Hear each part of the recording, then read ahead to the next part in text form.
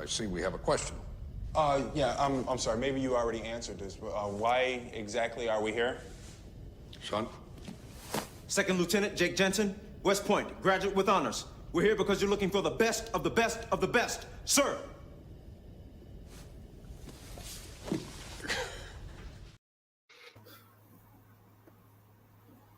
Hey, JPO, just for fun's sake, give us a "We're Live." How about that? Can you? And we're live! Hey, we're live. We're mixing it up a little bit tonight. It's Tier Ranker Fights. You wouldn't know it from that intro, but I felt like playing something shorter. Sorry, Jordan. Going live tonight, it's Tier Ranker Fights, number 114. We're calling it a best of the best match. So me and my fellow gentlemen on screen, plus Jordan Anderson, who will be along in a little while, have all submitted our top 20 movies of all time. We, oddly enough, have a lot of different lists, so it's going to make for a very interesting pool of stuff to talk about tonight. Before we get too far into it, I will introduce our panel, the guys hanging out with me tonight. Brian Nussbaum, how's it going, Brian? It's doing good. We're also doing tier ranker and see how well we rank our movie slate. Yeah, no, we'll see which ones actually make that S tier. Richie Goodacre, what's going on, sir? Yeah, man. Third stream with you guys, sir. In a row. Yeah, woo, marathon tonight, baby. Yeah, man. It should be good. I'm sure it's going to be a great list, but yeah, it's going to be I imagine it's going to be a bit tricky to narrow down, but we'll see what happens. Yeah, no, we'll see what happens here. JPO, yeah, third one of the night, baby. Oh yeah, getting to know you guys are all real spooky. He's getting comfortable. He's getting ready. How's it going, buddy? Leprechaun. I'm the Leprechaun. I don't have that movie on my list though, so that's the last time we're going to talk about it. Right. No, this will be fun. All right, guys, what are we doing after this fourth show? Come on, what do we got? Ideas? Let's do a watch along of Leprechaun Origin. All right, never mind. This will be the last show of the night. Not sure. All right, sounds good. We're going over to Twitch. You're going to watch me play Assassin's Creed Odyssey. All right, sounds good. All right, here's going to work. I'll go ahead and pull this up for a little visual aid.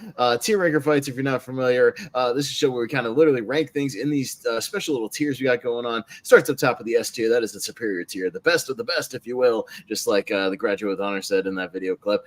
Moving on down, just like grades in school, A, B, C, D, F, and a haven't seen category. Need at least 3 votes to get that elusive to get in there up on that chart. Otherwise, go to the haven't seen. And yeah, like I said, we all submitted our top 20 behind the scenes. So let me zoom in just a little bit so we can see what's going on. Ended up being 83 original unique movies, so 17 crossovers in there somewhere. What are those movies? Maybe we'll find out. But 17 crossovers amongst all the lists. Everything else is unique. So I got them all in nice, tidy alphabetical order right there, going from A to Z.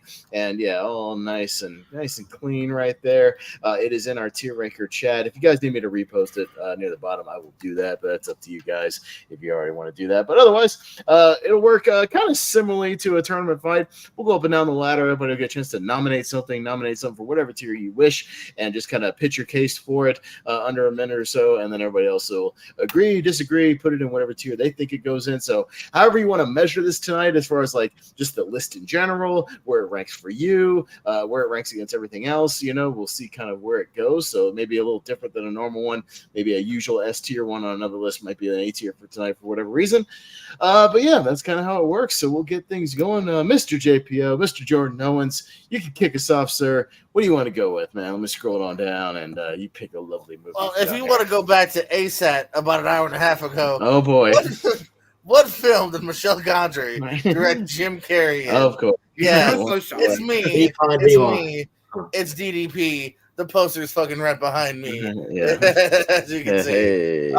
S tier all the way. I wasn't like I didn't do it right away. I got it on. I rented it at the library on VHS because it was free, and I liked Jim Carrey, and I gave it a shot, and I fell in love with it. I've seen it over. I believe I'm at the 40 mark, give or take. I just think it's beautiful. It's the best film version of It's Better to Have Loved Than Lost and Never Loved at All. All the performances are great here. It's another Jim Carrey Oscar snub. It's literally worth rewatches too. I always say the 7th, great one. Your 11th watch, oh my god, you got to get there. So yeah, Eternal Sunshine, S tier. Everyone's agreeing. All right, what do you vote for, Richie? All right, we figure, it may be a case where the first ones are just literally all of our number ones. We'll see what happens. But there'll be some heartbreak tonight. That's right. I really love this film as well. I think it is great. It's very powerful, very powerful film here. So there's going to be a lot of pressure on the ratings on the show, especially this episode. But look, I'm not going to get into peer pressure, and this is not me giving into peer pressure here, because I still think it's a bit Jim Carrey's best work, Michelle Gondry's best work. So I will give it an S because I want to. Because JP told me to. Well, I don't give in to peer pressure. We'll see what happens. Brian? I will also give it an S tier. This is the first time watching me this year in January, and after a couple rewatches, it grows on me. Great performance by Jim Carrey, great OPC with this beginning issue with Clementine, then see how they broke it up. You get different creative aspects in the film, a great cast, so it's S tier for me. Okay.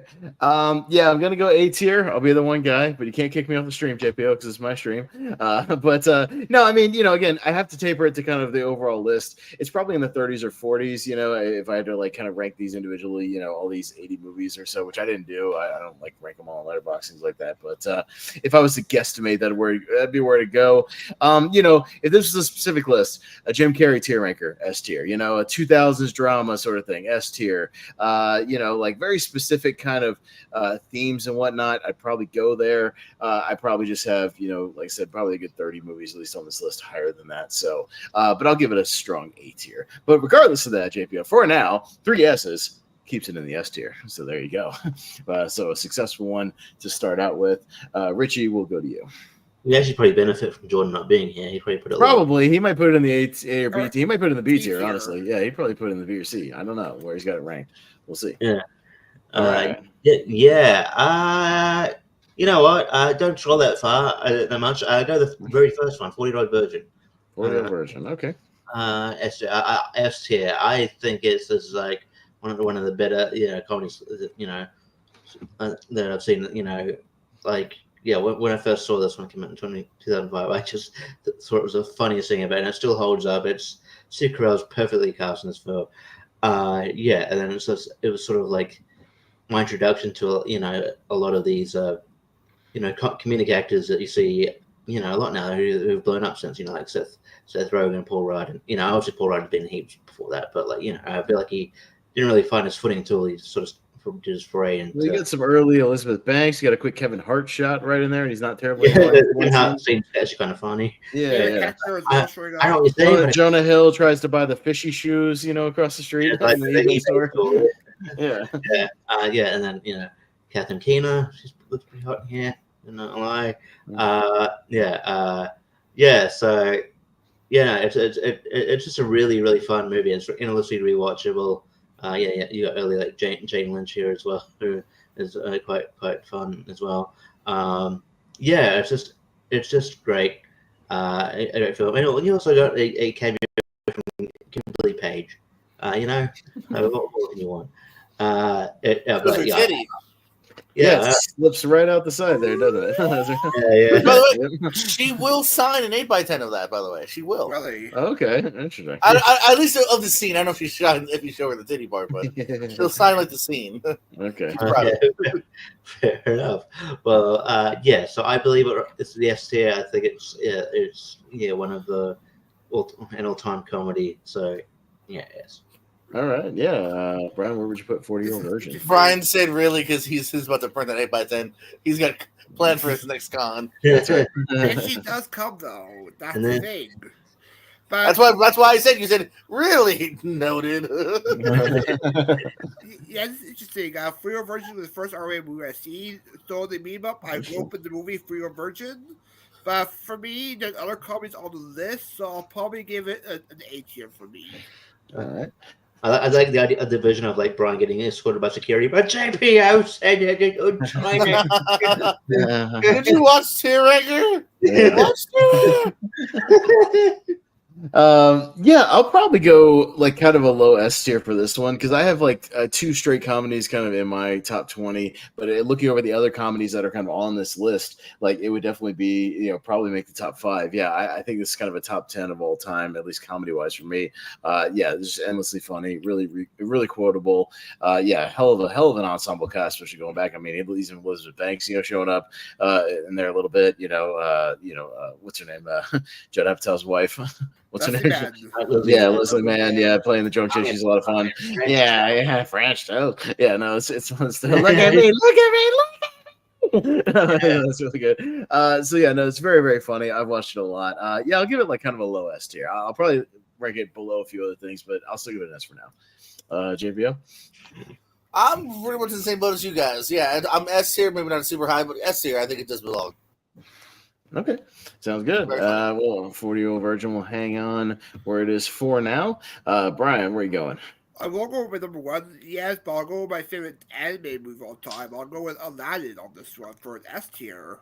Okay.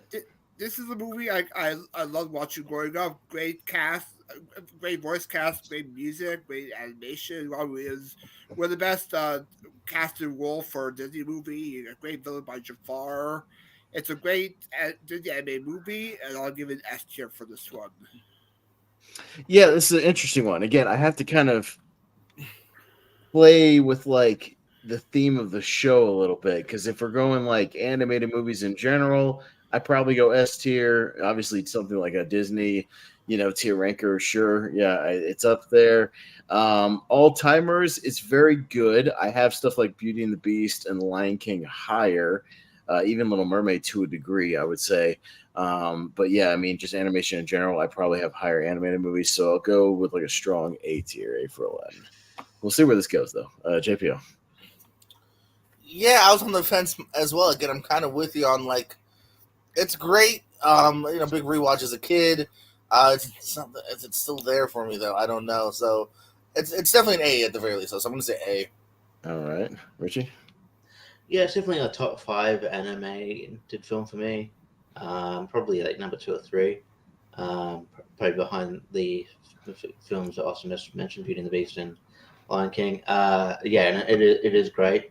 I might have to rewatch it just to say, because I don't know if it's like a lot of that is just the Robin Williams performance, but I know the music's awesome as well. But I will give you an S tier because I think it is an all timer as far as animation goes. So S tier. Okay, well, it's going to be a 2 and 2 for right now. So I think the 2 S's are not quite going to make it for now. So we'll scoot it into kind of the top of A for now. But I'll stick with the A theme because you guys know where I'm going. Obviously I just got to get it out of the way here. Aliens. Yeah, I mean, you guys know it's my number 1. I am kind of like the ultimate Aliens fan. Just kind of Cameron at the top of his game, just doing his thing. Yeah, one of the great, hero performances, one of the great motherly performances. Hell of an ensemble as well. Just everybody clicking, everybody. The double climax, yeah, the action's on point, the music's on point, the effects are on point. It's Aliens. Don't need to go on and on. JPO, Aliens, what you got? It's another one. I'm trying to think of this is a hard one to rank because usually I would just say S, move on with my day. I'm still gonna go with S though. Again, for its category and whatnot, what's going forward and sequel. Yeah, I'm gonna go with an S as well. I was gonna say it's also in your top 20. It was one of the crossovers, so it should be an S. All right, anyways. Yeah, no, it is. Yeah, there's no denying. I just the concept screws me up. Where I'm like, do I be really harsh on what I'm putting in the S's? You know what I'm saying? Yeah. No, I got you. I'm kind of going with like my logic of everybody else's pick is like, is it in my greater like top 100 also something like that? Okay. Like that's what I'm kind of like going with. Like if it's also kind of in a top 50 or top 100 situation, like floating around there, I'll probably give it like some kind of S or strong A. Otherwise, I'm probably not. Like I know I'm kind of have my own little logic, but I'm doing my best to kind of parse it out. But Richie, yeah, I think Aliens, is fantastic sci-fi film, great sequel. Probably if it's not on the list, just forgot about it. To be honest, it's just some of those things where there's just there's a lot of movies in the world, and you just forget about things. And you're like, oh yeah, back. How could I forget that one? So yeah, but yeah, I have to say yes, it's from the because it's generally just so much rewatchability, and it's a very Aliens film, so I have to say it. Yeah, Brian. Yeah, I'll also go with S as well. It's a great sequel, better than the original. Great cast around it. Great action. Sigourney Weaver, I agree, great mothering figure to Newt. I'll give it S. All right, first clean sweep of the night. So it'll move to the top of the pack for now. Oh. But JPO, just like that, we back around to you, sir. Bucky lost. Yeah. That's a whole nother discussion we have another day. All right, let's go to the G's. You're almost right there. Godfather. Oh, wait, there it is. Yes. Okay. Now you're really going to be happy. Jordan Anderson's not here right now, so we'll get there. Oh God! Yeah, go ahead. As we're drowning, it insists upon itself. Robert Duvall. No, I think it's fucking. I think it's fantastic storytelling here. The making of it's also fantastic. But that's a whole other discussion. But the movie itself here, I mean, Pacino, Brando, epic storytelling. I thought it was so good. It's one that, like, my mom made sure I saw right away. Cover my eyes though when the girl goes naked. Thing. Probably pretty young. This is one of those movies where it was like, that's why I love movies. I think because there's a couple of exceptions where it's like, nah, we're watching The Godfather. So I'll go S tier. Yeah, Richie. Yeah, I'm saying that. I don't think my parents gave a fuck as well. So Hey guys, I think I just got a phishing scam text. What should I say? They just said hello. What should be my response? You up? Yeah. What you wearing? What you wearing? All right, I'll go with that. All right, and we'll do this in real time, and you guys can feed my lines. All right, what are you wearing? No, I'm gonna do it for real. I'll show you my screen. Let's see. It wants to say it's scam, but there's hello. What are you wearing? All right, so there it is. All right, I'm doing it. I'm doing it in real time. We'll see what happens. All right. Funny if it's actually someone you knew and they just... No, it's not. It's some 42. I don't even know what 424 area code is. I don't know who the fuck that is. 424 Not even close. Not even close. Yeah, I'll look up what area code that is. I'll tell you in a second. But go ahead, Richie. The Godfather is one of the greatest films of all time. The only reason you put it on my list is because I already knew it would be here. It's a fantastic film. Master the class in filmmaking and acting. So yes, S tier all the way. Don't know why. That's Beverly Hills area code, by the way. I don't know anybody in Beverly Hills. So, that's where I want to be. No, I don't know anybody there. So it's fine. What do you got? Brian, what you got? Yeah, for me, when I think of the Godfather for Jordan's take, it's like that scene in Family Guy where Peter says, I look at the love for the Godfather, if you remember that clip. But yeah, for me, it's the S tier as well. Great score, great theme, great cast around it. Also set up a great trilogy as well. So I'll give it S. All right, this is how you know it's like a phishing bot from another country, because the response to "What are you wearing?" is, "Excuse me, is this Haley? I'm Luna." Nothing about the "What are you wearing?" I should say, yes, this is Haley. I'm trapped in a basement, or something like that. Go for it. I will. Yes, it's Haley. Let's see what they say to this, and I'll know if it's a bot 100%. Yes, it's Haley. Help me. That's all I'm going to say. Just a vague help me. All right. Anyways, back to the thing. We'll do the ongoing saga throughout the show with the fishing bot. I love these fucking scam messages. They're great. Anyways, yeah, Godfather, 100% S tier. It's in my greater kind of top 40 or so. I got obsessed with it for a while when the offer came out, and it was like the 50th anniversary. I literally watched it like 4 times in 1 month because I went and saw the 50th anniversary in a theater. I watched it again before I watched the offer. Then the offer was over, and then I think me and Jacob, who's in our comments right now, we did it for a podcast about movies, so I watched it again with like the commentary. So I was watching it all left and right, and it still worked. Yeah, some of the greatest character storytelling storytelling, I think, ever. One of the greatest character arcs ever put to cinema. And yeah, just absolute perfection. I absolutely adore it. And I casted people from The Offer in our Ghostbusters thing. I was like casting Miles Teller, Dan Fogler, Juno Temple, like everybody from The Offer. I was like throwing in there for different roles. So yeah, 100% is an S tier. So there you go. It'll be up there, right, with Aliens for right now. All right, there you go. JPO, clean sweep it, and we'll go to. There you go. All right. Scroll that down for that. I'll just wait until Yeah, there you go. Gotcha. There you go. go. I was just seeing if I got a response yet. Vaguely no response. I mean, you'd think help me, somebody would say something, but yeah, you just think like they're concerned, but then yeah, there's no concern there. Maybe they're not. Yeah. All right, stop there. Pulp Fiction. Pulp Fiction. There you go. I figured that might come up soon. Yeah, there you go. Yeah, that's the. Yeah, I mentioned on the show. I came to this late. I watched this in when movie theaters were opening back because of the COVID. That they were just showing, older films, and I took the opportunity to watch it. And yeah, it was amazing. I think, man, I saw what the hype was about. And yeah, I love the non-linear storytelling. I love the I love the writing. I love the comedy of it. Yeah, I think all the cast works here. Yeah, I think it's just I think it's top tier Tarantino. So yeah. We're gonna have to get very picky. Like it might just end up like only the ones with clean sweeps end up in the S tier tonight. That's a possibility for sure. It's like a championship. We'll see. Yeah. So I will go. Pulp Fiction S definitely. So yes. All right, yeah, Brian. Yeah, also good with S tier. It's in my rating. My favorite Tarantino films. Great cast, great anthology-esque storytelling. The different cast members have their own part of the storyline. The Ving Rhames and Bruce Willis part is great. You get John Travolta as Sam Jackson's great casting, and it's a well-crafted story. So it's S tier all the way. Yeah, no, there's pretty much nothing about Pulp Fiction I don't like. It's a flawless movie. I can't find a flaw with it. S tier or A tier, just like Jordan would say. No, I'm just kidding. S tier. Of course it's S tier. Wait till we get to the thing. I'll put it in A tier even though it has no flaws.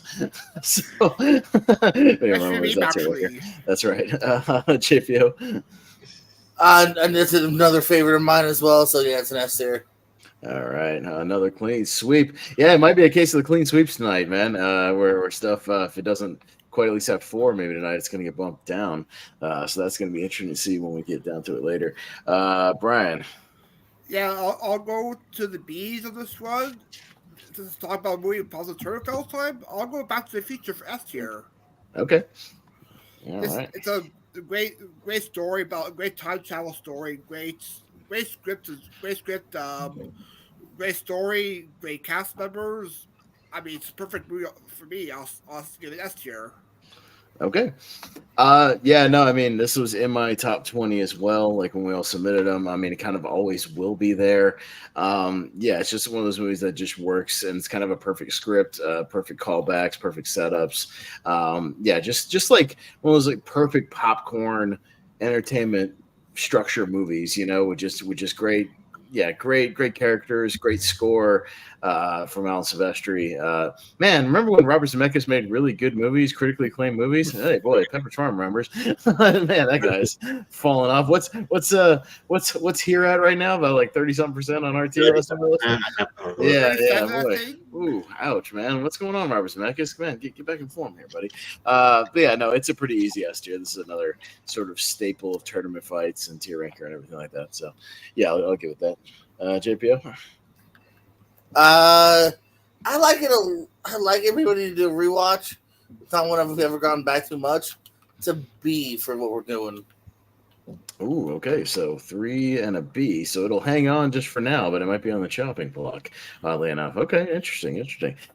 All right. Where are we at? We're going to me. Let me look at my list here and see what we got. Oh boy.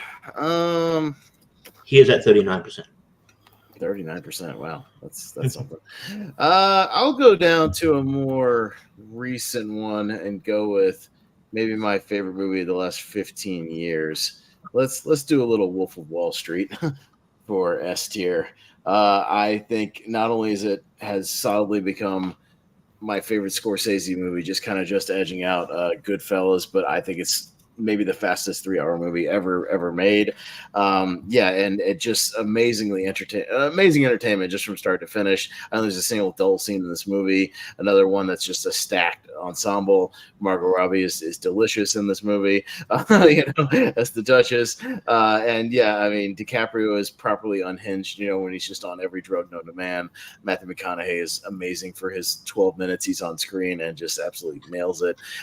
He's the man. This movie's awesome. This movie rocks. I've watched it about 50 times since it came out. JPO, what you say about Wolfie? I am with you on the Wolf here. I really loved The Departed, and then I was excited for another Scorsese in theaters, and I love the tale he crafted it here, man.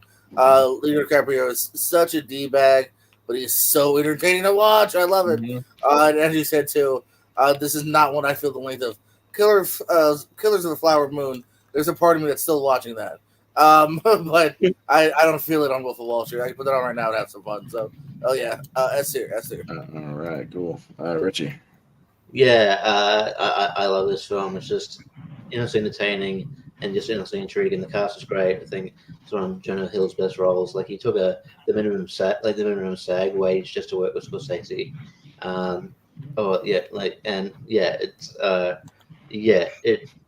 It's just it's entertaining from beginning to end. I mentioned the Quaalude scene in my comedy sometimes just as a reference to something else, but and everyone immediately knows I'm talking about it, right? It's just he should have won for this, and I'm glad he won eventually, but he should have won for this, not The Revenant, but S tier. And Jacob Barber's going to have some words with you, JPO, about that. He knew there's something about you in that Back to the Future ranking. So, oh yeah. Oh boy. I do gotta rewatch it. I guess. Just I don't know. It's never I don't know. Right. Well, although Malcolm makes a good point, you probably could go. I mean, they show it like every damn year, anyways, just because. But next year is the 40th anniversary, so there'll probably be some special screenings. So I'd imagine for that. So there you go. Brian. Yeah, I agree with you on this one. You have a sure one for Wall Street over The Revenant. I agree with it's an S tier, great ensemble cast. Each member gets a part of the story. Some great directors: Rob Reiner, Spike Jonze, and forgot the third person, but it's Jon Favreau. Just naming ASAP questions I asked now. Oh yeah. Yeah, what director pops up as the SEC lawyer or whatever? Literally, I think that's what he's doing. Yeah, it's a great cast of the movie. Margot Robbie, so hot, want to touch the hottie. For me, I'll give it that. I love when you say that. I'm sure that's going to be JPL this way. Please nominate Lee Madison next. Well, I mean, there's a distinct possibility it's on this list, but for now, it does get another clean sweep, so it'll go right up next to Pulp Fiction, right over there. All right, and just like that, JPO, we're back around to you again. Boy, we're flying through these nominations. Boy, hey, best to worst, all 83 movies. Let's go. All right, guys, what do you got? Cool. Just we'll see what happens. JPO, what you got? Where you going? I'm gonna give you thumbs down as I go into the lava. One of the greatest action movies of all time, get T2 up in the S tier. And this is where I say, thankfully, Malcolm is not here. Yeah. I don't like T2. Well, I mean, he's in the comments. I could bring him in real quick, shoot him a link, if you want to. No, okay. All right. Love you, Malcolm. Well, yeah, no, from the get-go, this is a movie that has always captured my imagination, my heart. I've said before, I should have grabbed it. I have my original T2 action figure that's still here. Literally the only extra I still have from the 90s. It's great, a little bit of a retcon. Arnold's not the good guy here because that's just how the real world has worked. But they find a smart way of doing it here. James Cameron knows how to bring things to the next level. Linda Hamilton's such a badass. So good. Robert Patrick, love this movie to pieces. Mm-hmm. Yeah, Richie G2 still holds up too. Still looks great. Oh hell yeah! No, those effects, the stunt work, everything. It's Like I don't know how they do it. Yeah. Yeah, no, T2 rules. And when he did, I think my 128, it's not one of the parts was one of my favorite movies. So my favorite movie, or my favorite movie. So, you gotta put it in S tier. It's fantastic. It's just really cool, and I think Linda Hamilton is one of the best badass chicks in cinema. She's just so good, Sarah Connor. So and perfectly cast. So yeah, and I think this solidified a bit, if not already, but this definitely solidified Schwarzenegger as like an action, action star. So S tier all the way. All right, Brian. Yeah, S tier for me as well. Great action movie. I love Robert Patrick as the villain. He plays part very well. A Furlong is great as John Connor. What more people can say about the film? It's a great movie. It's a masterpiece in action. Malcolm's warming up to it. He said he's getting there. So yeah, a couple more rewatches. Oh, okay. Well, then I apologize. I thought you disliked it even more than that. No. He's warming up to it, so he's getting there. So maybe 2 or 3 more watches over the years. I apologize. He'll get there. No, as for me, 100%. I'll give it an S tier. Even though it's more like a nitpicky thing. Like I have Terminator 1 and 15 or something, but even then T2's 35 on my top 100. You know what I mean? It's of all time, every movie ever made, still very high praise. 100%. Everything still works. The CGI still absolutely holds up. Every time he gets shot in the face, it still looks amazing, still looks realistic. My God, when he walks through the bars, it's still a great effect. When he just walks through the jail bars, it's great. All the stunt work, man. I really appreciate all the effort they put into the big stunts here. When the truck goes over the bridge, that's an incredible stunt. As much as you can see the stunt double, when they do the motorcycle jump, it's great. The helicopter shit at the end, holy crap! When the helicopter just goes under the overpass and then does that quick up and over the other overpass, oh my God, just some amazing stuff here. Again, Cameron just doing his thing, doing what he does best, just making one of the great action movies of all time. So no, I'll clean sweep it. So well, there you go. There's also great action as well at Universal when they had it. Yeah, no, I watched that thing quite a few times. I used to sit in the front row on the right because they would run right by you on the staircase right there. And I used to just sit there intentionally. That was always a lot of fun. But all right, going to Richie. Where we go next? And usually I have time to think. Well, I can just scroll up and down for a second. We're doing good on time. So if you need to take a second. You have 3 whole rounds to think. You technically can do it. It's a good problem I have. I don't know. You know what?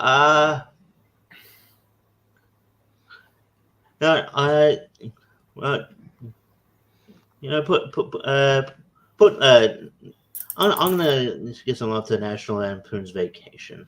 I think it's one of the better road trip movies of all time here. I think it just works. I think the comedy works here. I think Beverly D'Angelo is a great counter act where she's trying to keep the trying to sort of harness all the insanity going along and trying to get the family together. I just think it sort of works around the level here. Don't know. Yeah, there's probably not going to be as much of a shoe in it as S tier as other things that are on here. But I don't know. I think it's endlessly rewatchable and it's just a great. I like road trip movies, and I think this is one of the best of the two. And so I'll shoot for a National Lampoon's Vacation. All right, no, fair enough. Brian. Yeah, it's interesting. I do enjoy National Lampoon's Vacation. I would put S tier. I'll put it in B tier for me, even though it's a good road trip comedy. If you do road trip, it's great for that. But for me, for other comedies like more, so I'll go with B tier for me. All right.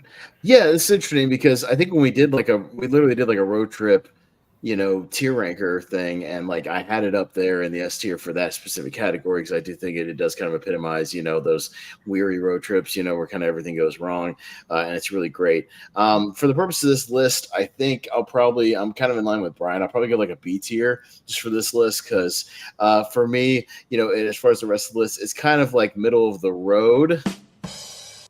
Anyways, so yeah, and no, it's still good though. I very much enjoy it. Yeah, Jacob, you should definitely kind of get around to Vacation. It's still a lot of fun, and yeah, great. It's a great franchise.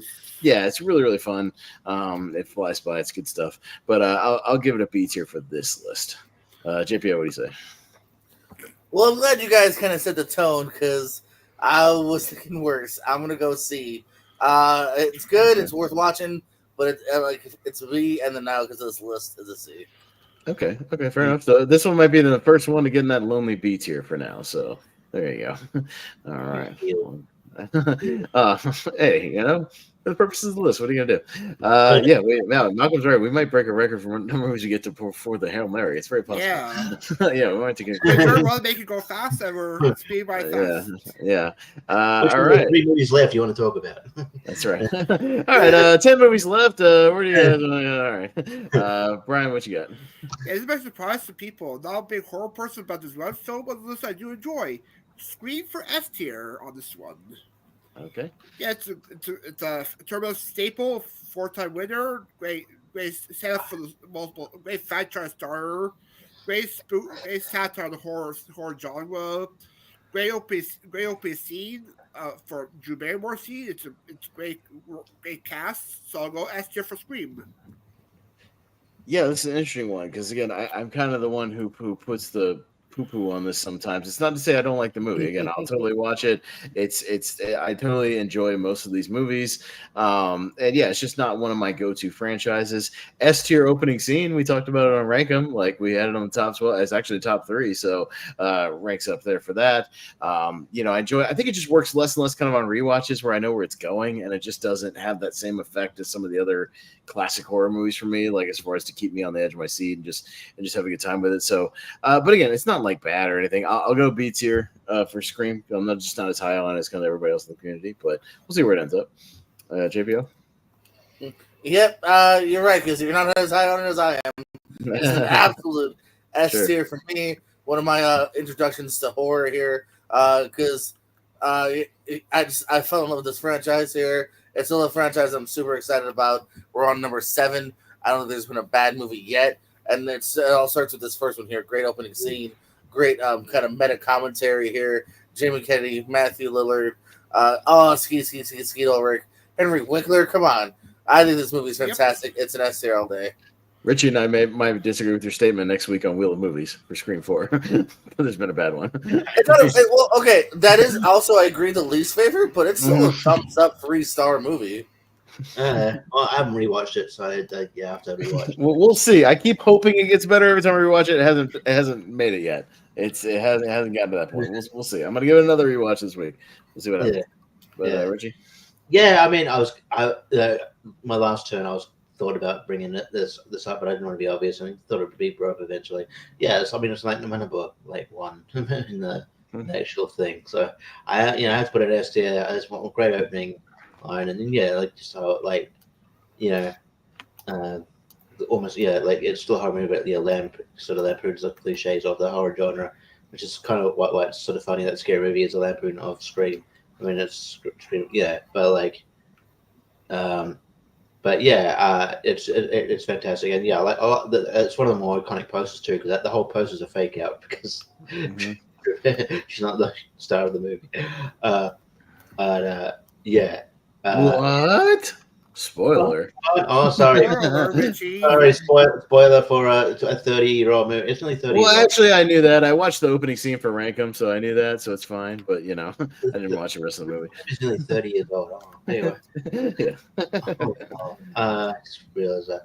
They'll probably do a 30th anniversary later in a couple of years. Oh, my God. Yeah, it'll be one of those things where they do the 30th anniversary, Fathom event, in theaters, and 2 years from now, and you'll be like, what the hell is going on? Like, what is time? What's going on? Yeah, yeah. So it definitely has to. It'll probably have another chance to win a 5th tournament when we get to 1996 yes. on the ladder series. Yeah. Not to spoil my own bracket battles on the Periscope, but it did pretty damn good during Halloween. Yeah, I know. I think I saw your thumbnail or whatever. Like when you bring it up, was like Scream was right up there, like kicking ass. So yeah, no, I can only imagine. All right, well, 3 and a B is right where it is, right there, right next to Back to the Future. Perfect. So we'll Okay. see what happens. Yeah, no, I might shoot up a personal one here, and we'll see. Just because I want to talk about it, I don't expect it to fully make the S tier. But I want to talk about Who Framed Roger Rabbit. Always been a big favorite of mine. Yeah, I mean, it was funny watching. I went back and watched some like Siskel and Ebert, and Siskel was always really high on this movie. He had it in like his top 10 of the 80s, not just like 80, 88, when it came out, the top of the 80s. So I always appreciated that he loved it so much. He saw it like 4 times when it came out. Yeah, like I it's always been a childhood favorite of mine, despite how kind of crazy and scary it gets near the end. Bob Hoskins, I fell in love with him through this movie. The effects, oh my God, does it still work? The moment, Baby Herman and Roger Rabbit like walk off that set and just into the real world, it's so seamless. It's so well done. They put so much effort into this movie. Again, remember when Robert Zemeckis made good movies? Because here's another one. Went back when he was in his prime. Yeah, great direction, great score. Again, Alan Silvestri doing his thing. Great. I love the time period that it's set in, this 40s, like kind of cinema era, the little film noir in there. It just works, both the tune stuff and the human stuff just really, really works. So it's always been a favorite of mine. I don't know if you guys are high on it as me, but we'll find out here. JPO, about a little Roger Rabbit. Not too far from it. Yeah, no, I'll give it an A. I love this kind of style too. Like I love the mix. Not enough people do it, and not enough people do it correctly here. Maybe the best recent example kind of was Chip and Dale vs. Rangers. I also had a lot of fun with. So Yeah, I agree with that. yeah, no, this one does it really well. I think it's definitely worth talking about. So I'll give it an A. Yeah, sure. Richie? Yeah, I think this was like the best sort of, and then the live action animated hybrid. Like considering that the only one I could think of that I enjoyed watching when I was a kid, but it doesn't hold up as Space Jam. So yeah. Yeah, otherwise like Cool World. That movie's not good. I tried to watch it again the other day and like I fell asleep, dude. Like I literally I bought it on Vudu for like $5 and I got like 45 minutes in and I dozed off and I was like, I'll come back to this later, and I never came back to it. So I'll start it over again in a year from now and try to watch it again, I'm sure. It's also just an odd movie for Brad Pitt to do. I don't even know how he's right. But I do like this film a lot. I'm not as high on it as you, but so given what we're doing here, I'd give it a B, but I still really like the film. Yeah, Brad? Yeah, I really do enjoy Roger Rabbit. Great hybrid movie, great use of some scenes with Looney Tunes and Disney meshed together. You don't get that anymore. I think they had to pay a loss to get that used in the film. Well, they also had like this contract where like all the characters had to have like equal screen time, which is why you have the scene with Donald Duck and Daffy Duck in the same scene. You have Mickey Mouse and Bugs Bunny in the same scene. Like that sort of thing. Like you had to have that balance throughout the whole movie. Oh, okay then. Mm-hmm. For this list, I'll give it an A for me on this one. Okay, no, that's cool. I figured that's where I was going to go, but I just wanted to give it a shout out and talk about it a little bit because I love it. All right, JPO, back down to you, sir. What else you got? I know this has nothing to do with anything, but oh my God, I can't hold my excitement. Did you know they're making a Mildred Burke female wrestler movie with Toni Storm and Walton Goggins? My God, what more could I want in my life? I think Charlotte Flair's in that movie too. I know Camille's in it. I don't see Charlotte listed, but yeah, I'm looking more at Josh Lucas. All right, anywho, that sounds fucking dope. Hell yeah, more. And another side tangent. Apparently, this person does not care about Haley asking for help. 25 minutes, no response. Poor Haley is not going to get any help today. Poor Haley is fucked. Yeah, speaking of someone who you think maybe fucked, go down to the S's. Shawshank Redemption. Let's pop that up in the S's, if you will. Here, great tale about even hope and friendship and what is a Stephen King novel, right? Actually. Yeah, no, Stephen King kind of short novella almost, but it's really, it's okay. I'm just saying, pretty cool that he could just write something so human, really. A little bit of fantastical stuff, but not much at all in this one here. Something I was also kind of late to the party on, but watched that about 5 years ago and literally went like, wow. It's one of those rare times too where like it 100% lives up to any hype you've heard. So I'll go S tier for that. All right. Richie, Shawshank. Yeah, this movie is great. It's really powerful. The performances are fantastic, and yeah, I came to it late too. Probably not probably about maybe 5-6 years ago as well. But yeah, it is just really it instantly grabs you. I think sometimes hype in a movie can like sort of be a detriment, but yeah, in this case it matched it for me. So yeah, I'd agree with that too. Brian. Yeah, I have to agree with the other panelists. S tier for me. Great prison movie. Great relationship between Tim Robbins and Morgan Freeman. Classic balance is great as the warden. Even the scene with the old man librarian guy, his arc is great. I'll give it S tier for me. Yeah, it's just one of those movies that I finally got to see it in a theater this year. My theater did a 30th anniversary screening, so that was really cool to finally get to see it in the theater. That was one of my kind of movies I've been wanting to get a chance to watch on the big screen. And yeah, it just works every time. One of those movies you just don't want it to end. Like you just you get to like Morgan Freeman getting out on like that work release, and you're like, oh no, it's almost over. Like not of like it bums you out. It's just like you're just like, oh, I just want this movie to keep going because you're just near the end. And it just keeps you entertained. A great cast of characters. Yeah. Bob Gunton, man, one of the great villains of all time as the warden. Like he's amazing in that movie, and it's great from start to finish. So yeah, it's an easy S tier for me. It's in my top 50, so it works for me. All right, Shawshank will scoot it on right over there. Oh boy, ranking these is going to be fun, isn't it? Going to be guys later, these boy, we're gonna have to do some voting. We have a great movie so far. Yeah, no, we've already got a 10. So anything else? Things are starting to get bumped out. All right, Richie, where are we going next, sir? All right, I'll try another horror movie. I'll go Halloween. Halloween, there you go. I think this is like the quintessential slasher. I mean, I know stuff like Black Christmas came before it, which is also I think narrowly avoid my list. That's also a great movie, But yeah, Halloween is just it builds tension so well. The iconic score, Michael Myers is such a sort of intriguing character. I think Jamie Lee Curtis is just a great great final girl. I just think it's fantastic, and it's just start to a mostly good franchise. So but I think this is I think Halloween's iconic and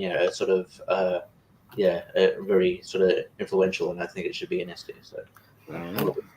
Yeah, I know Brian's not much of a horror guy. Do you like Halloween? I started watching some Halloween films in October, actually, for me. Mm-hmm. But yeah, Halloween is a classic. It's a great franchise star for a franchise that has some good, some bad in it, and we're getting another one in the near future, I believe. Jamie Lee Curtis talking about it.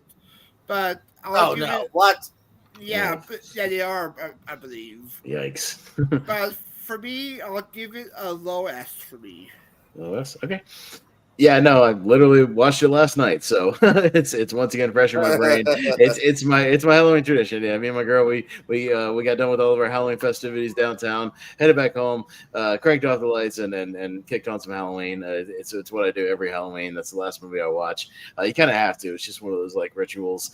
Crank it on, and it's great. That movie's just kind of perfect in the structure, with the tension building, the music, everything's just great in the direction. So, I watch it every year, and sometimes more than that. So, no, 100% is an S tier. JPO? Yeah, no, for horror, it's iconic. I think, again, the pace, everything still holds up. There's a reason why they rebooted a few years ago with Jamie Lee Curtis again. So, S tier. All right. Let's let the franchise die again for a little bit before we do it. Yeah, let it cool off for a little while. I thought you were done. Now you want a fifth one? Come on. How are you going to explain Michael's line? Anyway. Yeah. I was going to say, the ending to that Halloween Ends. Yeah, I mean, whether you think of the movie, that ending's pretty definitive on what happens to Michael Myers in that movie. So just you know who's alive? Corey. I'll be boycotting that movie. Yeah. I don't know. Whatever. He's probably alive.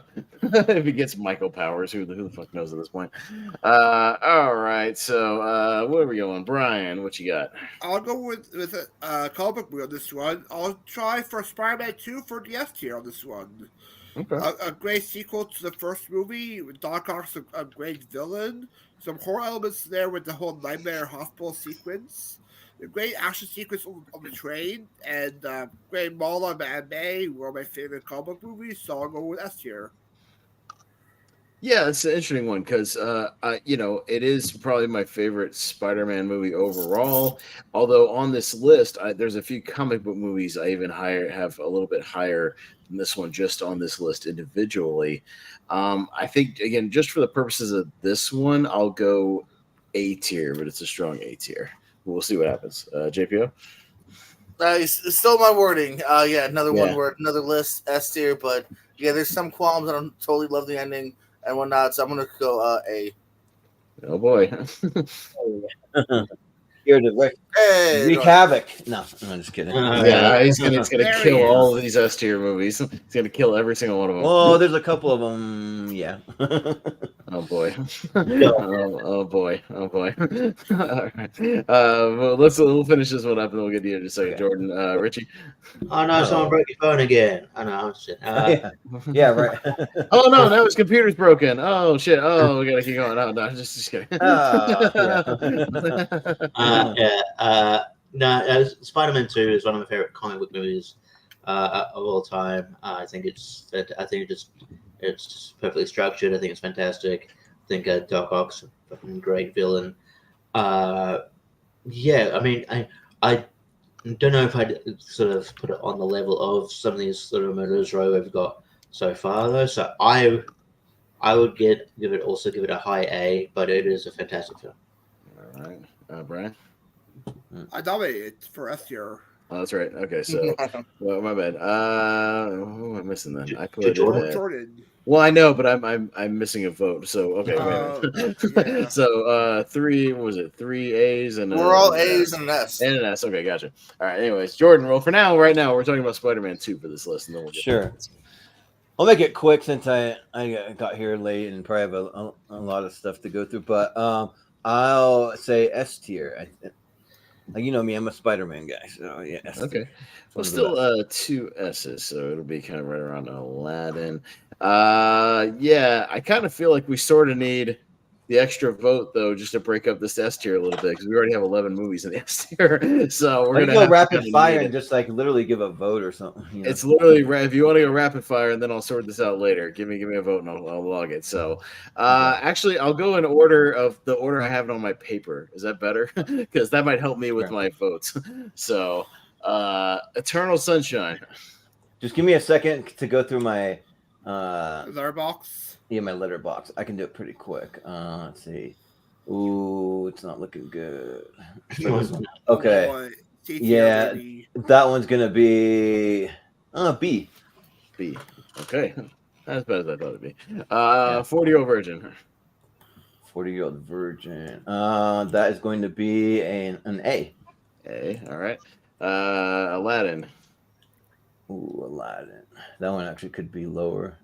Oh boy. Oh boy. Maybe. Oh, it's right there. That's gonna be a C. Oh my god, you're wreaking havoc. What? Ouch. Holy hell. Yeah. Jeez. All right. Just compared to what we have here. This is based on like what we have here. And I'm being kind of lenient on like my S and A's actually. Okay. Aliens. Oh, Aliens. That's gotta be probably high actually. That is S. Okay, so that stays. Godfather. I'm afraid to ask. Uh-oh. Yeah. Oh, no. You might want to be afraid. That is going to be D. Yikes. Oh, fuck you. Big fat D. I don't like The Godfather. I never have. Holding it back. We're friends. You think he deserves one of these, JPOs? Thank you. Fuck you. Bye. Boom. Yeah. I was gonna say something worse, so yeah, we'll go with that. Yeah. Pulp Fiction. Oh, that'll be pretty. Be pretty kind of Pulp Fiction. S. Okay, so that's a clean sweep. Back to the Future. S. S. All right, so that'll actually move that up a little bit. Actually, all right. Wolf of Wall Street. Wolf of Wall Street. Hang on, give me a second. Oh, that is going to be S though, below S, but S. S. Okay. All right, so that one stays. All right. T2. S. S. All right. So that one Trainspotting. stays. Yeah, T2 Trainspotting. National Lampoon's Vacation, not Christmas Vacation, just Vacation. Vacation. That one is an A. A. Okay. So that might be. It's still right on the border, so probably not actually. Unfortunately, yeah. Scream. OG Scream. Scream. I think that one's gonna be S. Yeah. S. Yep. Okay, so that actually helps Scream out a little bit. That's going to help Scream go up a little bit, actually. So that'll be a little more of Scream, actually, kind of right next to Back to the Future. So, so some of these are helping, some of these are not helping. We'll see. Yeah, right. Roger Rabbit was up next. Who from Roger Rabbit? Let's see. Give me a second. Okay. That's gonna be B. B. Okay. All right. It'll stay where it is. Shawshank. That's another juicy one. Oh no. Come on, Shawshank's a good movie, Jordan. How can you not like Shawshank? That's gonna be a D. Oh, you. What the fuck? I don't like Shawshank that much. Come I on. don't have a soul. Yeah. But I do have Shawshank ranked higher than The Godfather, though. I'll say that. Shawshank. Sorry. D. What the fuck are we D, doing? sorry. What are you doing there, Jordan? It's all good before. Just. All right. All right. Let's see. We did Spider-Man 2. The only one was Halloween. Halloween. That's an interesting one because I think I had a borderline. Let's see. Oh, okay. That is going to be. Yeah. B. Halloween's going to be an A. A. Okay, so Halloween is above Back to the Future. Halloween's above there. Scream is above that now. It's Godfather and Shawshank still at 4, so they're hanging on. You know what I mean? Like, 'cause everybody else clean sweeped it, so it's gonna hold it for now, at least up there. I gave some quite a few S's, but just not on all of them. Yeah, so Eternal Sunshine and 40-Year-Old are kind of on the chopping block right now. We'll see, because they have 3. It might take 4 to at least get it in there tonight, maybe even more. All right, so we are getting back to business now. So Brian, you nominated Spider-Man 2, right? You. Okay, gotcha. So let's go down. Let's see what we got next, man. I think I could go for a surefire one here. I think it's gonna kind of probably get it clean. So let's go Jurassic Park. Yes. I think Jurassic Park's gonna have to get S tier. Yeah, this is like easily always been a top 10. I have the whole movie memorized. Spielberg at his finest, doing his blockbuster thing. Another one where the effects hold up tremendously. Great opening scene. Great cast of characters. It's Jurassic Park, man. It's great Spielberg. It's S tier. Jordan. Oh yeah, that's it. Like one of the easiest S tiers of the whole night. Like I like that. Jurassic Park ruled. I'm a huge Jurassic Park fan. It's my number 4 on my list, and yeah, just like amazing character. Just dinosaurs ripping people's heads off and causing destruction, but they look so realistic. Like Jurassic Park proved that when I was a kid that dinosaurs were real. Now I'm an adult. I know they're not real, but they look pretty dang realistic. So Well, they were. Yeah, so I'll say S. Is it as good as Jurassic World Dominion? That's the question. No. But you do have a movie from this year in your top 20 of all time. We got to have a chat about that, Jordan. Oh, we gotta yeah. have a chat with you. Yeah, we have a chat about that. I loved it. I absolutely loved it. I gotta have a chat about that. Gotta give these things a little time, bro. little time. JPO, Jurassic Park. Yeah, that's an S here. The music, the moments. Another one that like mid 90s still holds up. So yeah. Hell yeah. Richie. F tier. I don't like how Steven Spielberg treated the dinosaurs. I'm joking. I don't want to give Jordan stuff because he lowered tiered one. Yeah. No, but yeah, What no, happens? I'll go S tier because it's a great blockbuster. Yeah. Brian. S tier as well. Great use of the characters in the movie. It's always stable for turn fights. Always popped up on people talking for a reason. Great effects, great score, great theme. S tier. S tier. All right, there it goes right in there. Okay. All right, Jordan. We're back to you for your first official pick. So we'll see what happens. F. Yeah. Let's go with the Matrix. Oh, fuck. God damn it. You always do this. I always wait for you to pick something stupid and then you don't. Yeah. Sorry. Matrix rules. It's the best movie of 1999, hands down. There's no arguing it. And it's just like was very groundbreaking. Gave me a love for Keanu Reeves. And even though he's kind of like a kind of a deadpan sort of actor, but he works in this. And just like so many groundbreaking things, like the bullet time and all that stuff. I mean, we've talked about it to death. So S for the Matrix. All right, JPO Matrix. Same as you. I'm so ready to be like D. Yeah, I fucking want to so badly. Pick a worse movie so I get mad at you. I hope he picks a Lord of the Rings movie because honestly, it might go in D tier for me. There you go. Yeah. Or Harry Potter. Yeah. I will say this is a good epitome though of one that doesn't hold up as well. So, but I can still gotta give it an A. Okay. Richie. I gotta give it an S. Again, as much as I don't want to give you anything, but yeah, it's one of my favorite movies of all time. It's just it blew me away when it came out. And it still holds up. First DVD I owned as well. I think me and Pierce have that in common. So So S tier. That beautiful Snapcase DVD, baby. Oh yeah, 99 special. Yeah. That's right. That and Rush Hour and Beverly Hills Ninja were the first 3 DVDs I ever owned. Ever. Oh, nice. Brad, those are some good ones.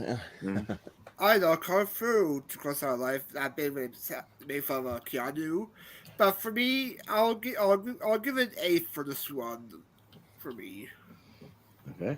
No, it's a S tier. Yeah, I want to crap on it, but I can't because it's literally in my top 20 of this list, so I can't do that. It's literally number 20. It's number 20, so can't do that. It's got to be S tier on here. Yeah, it just still works. I mean, maybe we'll get to do it on Wheel of Movies at some point, just really dig into it. But it's great. I did the watch along on Ryan Permis's channel for the 25th anniversary. Yeah, I always kind of fall back in love with it every time I watch it. But yeah. Watching that DVD and being like, oh, I can just push one button and it starts the lobby scene over again and I don't even have to rewind. Yes. That's great. That was fun. Like I can click it and watch it all over again. It starts over. It's great. That was with your relatives. No, you went too far. It's just like no. Literally, like, no, it's great. It was perfect placement. Whoever like did the chapters on the DVD, you click it and it goes back and it's like the ding ding as he's like walking in, just the shot of the feet, like, and I was like, oh, it's perfect for a chapter. Like you just start over and over and over again. But yeah, so there you go. That'll be an at least it'll hang up in there, but not super high. So it's gonna be maybe above we'll feature actually right there. So we'll see. It may take 4 tonight, Jordan, to keep in the S tier tonight. Yeah, right. We have to be picky.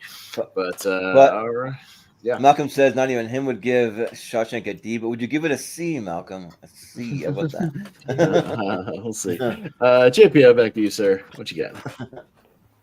Alrighty, let's go with one of my favorite comic movies of all time. Oscar winning too. Let's talk about The Dark Knight. Dark Knight, there you go. All right. Yeah, of course, Heath Ledger popping in. I still like to think he would have had the Oscar no matter what. He's that good in this here. I think Christian Bale's underrated Batman as well. Not as good as Affleck, but he's damn fine here as well. You get an upgrade of Katie Holmes, Maggie Gyllenhaal. You get just a sweeping epic movie here. It looks great. Christopher Nolan, again, like a James Cameron, knows how to just make a big scale epic movie. I think it's fantastic. Dark Knight. Dark Knight. All right, it's on the table, Richie. Yeah, it's just hard because I go back and forth between this and Batman Begins as to what my favorite one is, and I also love Dark Knight Rises. The trilogy is great. I'll give it. I'll give it an S, just low S. But I think it's movie's propped up by Heath Ledger's performance. I think it's one of the best performances I've seen like in a movie in a long time. But yeah, it is a great ride, this film, and yeah, it is one I go back to. So I will give it an S. But yeah, I think it's a better movie because of that performance as well. So, but yeah, I'll give it an S. All right, Brian. It's interesting. I do enjoy Dark Knight, but I'm more about it Begins person more. It's tough. I'll give it an A, but it's close. Yeah, no. So it's one of those things where I watched it again very recently. My girlfriend, it came out that she had not seen Dark Knight or Dark Knight Rises. She had only seen Batman Begins, and it was one of those things where she says that, and we're like, no. We're watching that this weekend, so that's on the priority list. And we're gonna watch it like that weekend, and it shot right up to the priority list. No, we're watching that like tomorrow. Yeah, Have you not seen the Dark Knight immediately when it comes out? No, it was great. So yeah, no, and that movie's just so epic. Yeah, it just sucks you right in. Amazing storytelling, yeah, world building, everything. So yeah, man, I think that was for the longest time that was my record for like how many times I saw something in the theater. I think I saw it 7 times in the theater if you include like a re-release they did in the IMAX. Like that was my 7th. But yeah, 6 on the initial run and another 7. So yeah, it's still one of those. So yeah, I'll give it an S tier. Yeah. It's an easy S tier. I mean, yeah, it's got an amazing cast, just the way that it's done, the look and the feel. You feel like you're like just in there in Gotham with Batman, and then Heath Ledger given like one of maybe the greatest villain performance of all time. There's an argument on a few, but he's in the argument, and yeah, it's an amazing movie, and they even get like the little like nuances in there, like Falcone, and they get the Two-Face in there. They get a lot of cool stuff in there. So yeah, it's an S tier. All right. So JPO gets a 4-1, so it'll hang up there for right now. Will that Dark Knight? Richie, where are we going next? Yeah, you don't have to go real far. I'm going to go one of my favorite comedies. Going to Airplane. Mm-hmm. This movie has so many jokes, and most of them hit. And just the way this film came about, they just sort of, went into this like serious movie and didn't change much of the script. And it's just so good. And you weren't at the time, you didn't know Leslie Nielsen can do comedy, and then after that, you're like, I don't see him doing anything other than comedy. He's just fantastic in this role, and yeah, there's so many great jokes. Kareem Abdul-Jabbar is great.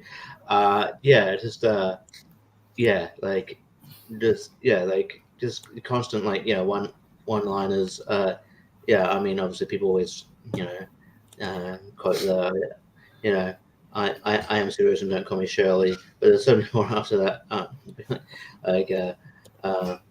Beyond that too. But it's just a fantastic stupid film that gets parody right. So I got to put it on the S tier, but we'll see where this goes because comedy is a bit more.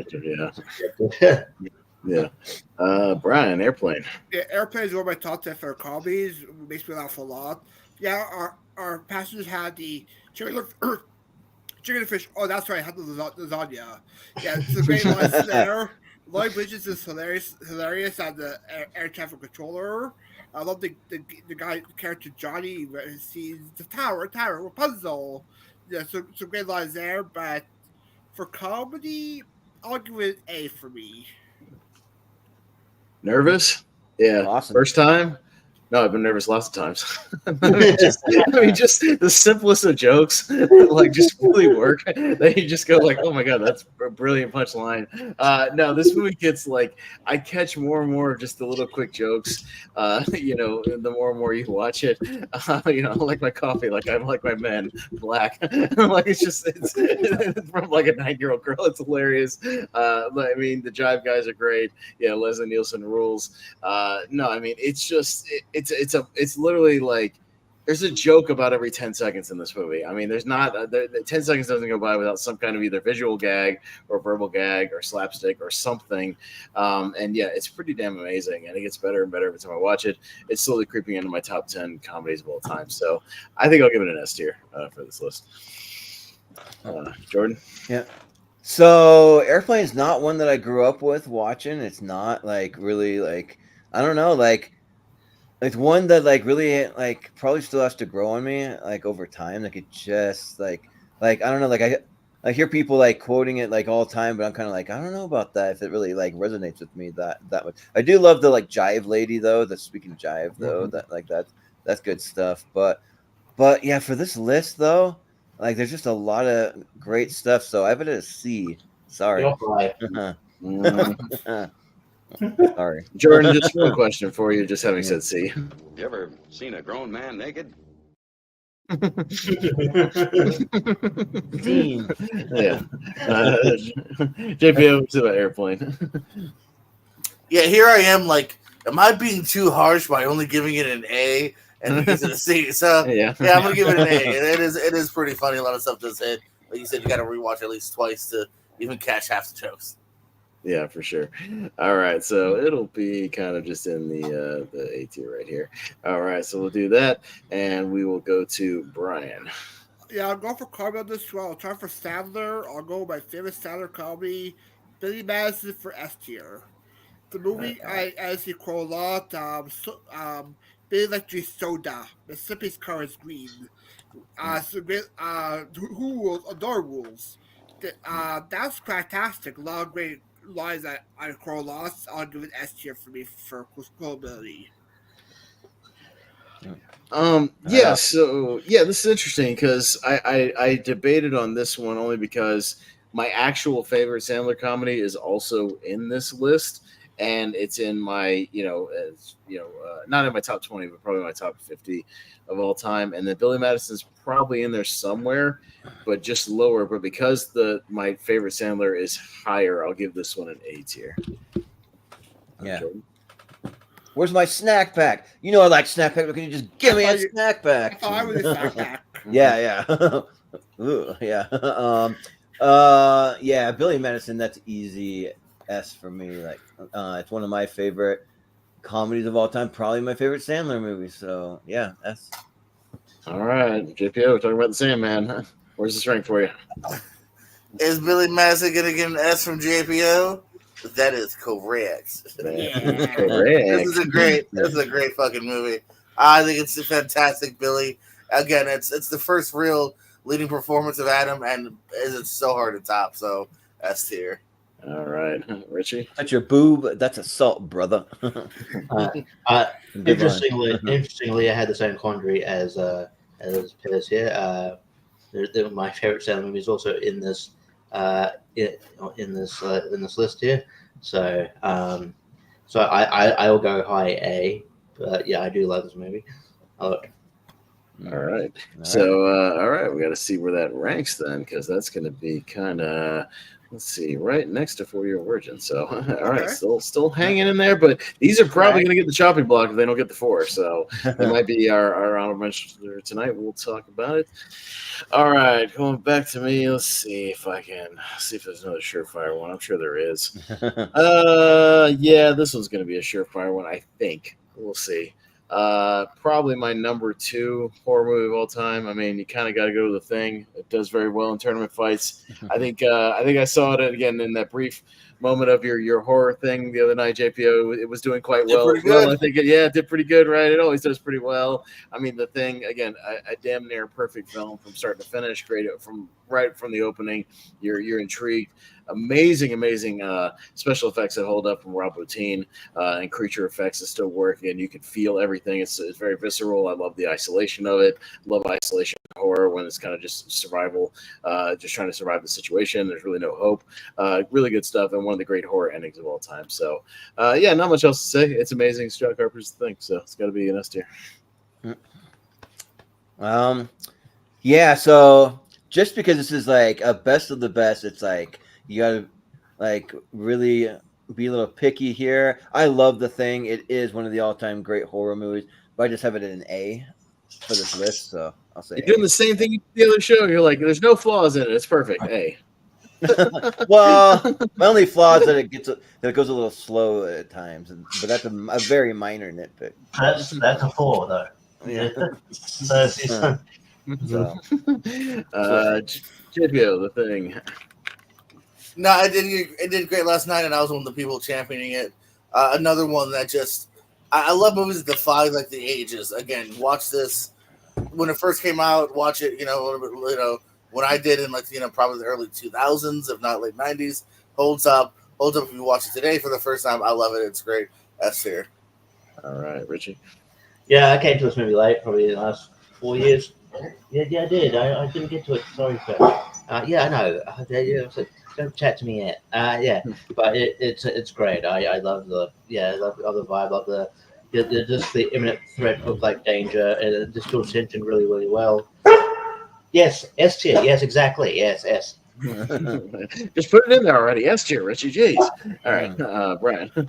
Yeah, for me, it's the thing is good. Great practical effects, great cast. Kurt Russell, Wilford Brimley in there. But for me, I agree with Jordan. We're doing best of the best. I'll go with A tier for me. Wow, that's maybe the first one where it doesn't make an S tier. Wow. Holy cow! How does the thing not make an S tier? That's insane. That's insanity. All right, oh boy. All right, so this is going to be interesting when we start ranking these individually. Boy, it's going to have to get really nitpicky with the votes. All right, Jordan, what you got? Well, I got to bring it up, and I don't know if everyone's going to necessarily give it an S, but I certainly do. I got to go with Logan, of course. So, yeah, Hugh Jackman just giving an lights out performance, just like you're with him. It's bloody. He goes berserker mode. He fights himself at one point, like a clone of himself. Then, you're like on this riot, and he's not healing all the way. Is he gonna die because he's older? You gotta watch to find out. Most people have seen it, I'd say, but and then Daphne Keane, she's great. Patrick Stewart, even Stephen Merchant to a degree. I really like him as an actor, but yeah. So. S tier for Logan. Logan. All right, JPO. Logan. No, Logan's dope. Again, another good, different take on a comic book movie here. We needed like a more grown-up, R-rated movie here, and so I'm glad that we got it. I love to see some more in that kind of genre. Yeah, we got Deadpool and Wolverine, but that's a comedic one. I love more movies like this. Let's start doing that, MCU and DC. So this is great. There's still, maybe because there is a little bit of a lack of villain and whatnot, so I'm going to give it an A. Richie? Yeah, I like Logan a lot. I like how different it is. I like that, it's like sort of a neo-noir Western sort of the feel to it. And I like the grittiness of it. It's a gritty R-rated film. But yeah, just because I don't go back to it as much as some of the other heavy hitters on this list, I honestly might go high B. Yeah. Yeah, B. I'm sorry. Brian. Yeah, I agree with you. With Palace, Logan was a great neo-western movie. Great performance by Sean Pastor, who should have been nominated that year for Best Supporting Actor. I would go with A tier as well. Okay. It's just because I've got 3 X-Men movies alone that are higher than Logan for me personally. I've only watched Logan twice, and it's very good, but I got to be in the right mind for it and the right set for it. I have about 20 comic book movies in general higher than it, and this is the best of the best, so it gets a B tier on this list. You've only seen it twice, Austin? I've only watched it twice. I've only ever gone back and watched it again. Yeah, because it depresses me. By the end. Yeah, I don't. It's not like by about 50 for me. I can watch I can put on X-Men First Class over and over again. I can put on Days of Future Past. I can put on X2. Just casually. Logan, I can't just put it on in the background. Just can't. So it's just it's one of those things where rewatchability. Hard to watch or something. Rewatchability is pretty big for me, personally. So, all right, it's gonna be down near Roger Rabbit. All right, JPO. We are flying through, man. We're getting to quite a few movies tonight, so yeah. Nice. Yeah, we're getting a lot. All right. Well, we've got some big franchise ones. Let's get Star Wars up in here. Let's do Empire Strikes Back. Empire. All right. It should be easy. There it is, right there. All right. So yeah, I'll give it an SC here. I think it's again just the world that Lucas is able to build is fantastic, and this is again the epitome of a great sequel that expands upon the world, makes it better, makes you care more, really establishes what the lore is, and it's great stuff. All right. Richie, Empire. Well, yeah, this is definitely a crossover with me. I'm sure other people too, but yeah, it's definitely on my list. and very high up as well. So yeah, it's my favorite Star Wars film. So S tier. All right. Yeah. Yeah, Brian. Yeah, when it comes to Star Wars for you, trilogy, Empire is my second favorite. I'm more of a Return of the Jedi guy more. Same. But for me, I'll go with S tier as well. It's a great sequel to the first film. Yeah, still my favorite Star Wars movie, so that ranks pretty high. And yeah, I mean, loved it since I was a little kid. It's been part of my life. So yeah, it's probably my greater sort of top 30. So for the case of that, yeah, it goes in the S tier. Sure. Yeah. So I'm also more of a Return of the Jedi guy, but the more that I rewatch Empire, like it gets better and better, and I try to put myself in people's shoes that saw it at the time, and like see that the good guys don't win, and you're left on a cliffhanger, and you see Han dipped in carbonite, and you don't know if he's dead or alive or what's going to happen to him.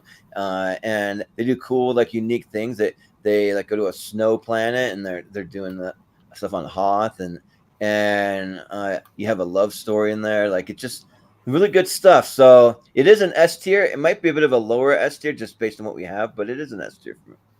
Okay, so Empire actually goes up there pretty high, actually. All right, that's sweet. Okay, all right, Richie, back to you. Cool. Yeah, all right. Man, is anything going to get in D or F tonight? I don't know. I don't know if any I F. haven't seen. Yeah. Well, I tried to get some down there, but y'all weren't with me. Sorry. Well, no. That's we have it on our favorite movies. No. Yeah. You know, we're rational human beings, so Right. we put Godfather high. Yeah. you brought it up a bit before. I might as well just talk about it. Gilmore Happy. Gilmore Happy. Yeah. Yeah. All right. Yeah, I just think this is a fantastic film. It's a great sports comedy. Yeah, great. You get jokes come at you like really, really fast. Yeah, great cameos here and there. I don't know. I dig it, and it's just endless rewatchability. I think Shooter McGavin is one of the is a great villain. I'm nervous about Happy Gilmore too, but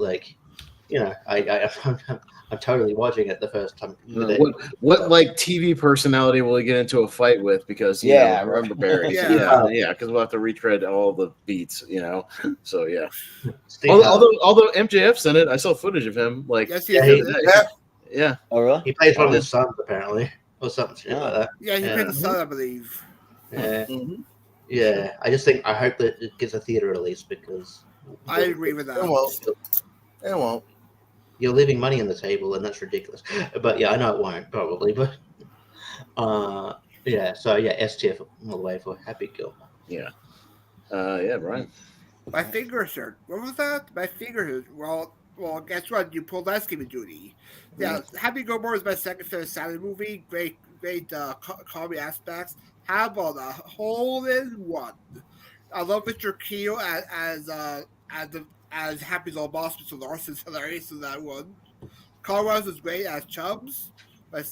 One of my second favorite Saturday movie of all time. So I'll give it S. Yeah, no, I had Billy Madison at A just because Happy Gilmore is an S, and it's still my favorite Sandler, maybe my favorite sports comedy ever. Yeah, it makes me give a shit about golf, which is really hard to do. But yeah, I mean it makes me care about that, and primarily because Shooter McGavin, he's one of the great kind of sports villains ever. Just endlessly rewatchable. I had it on VHS when I was a kid, watched it over and over again. So it's still great. S tier.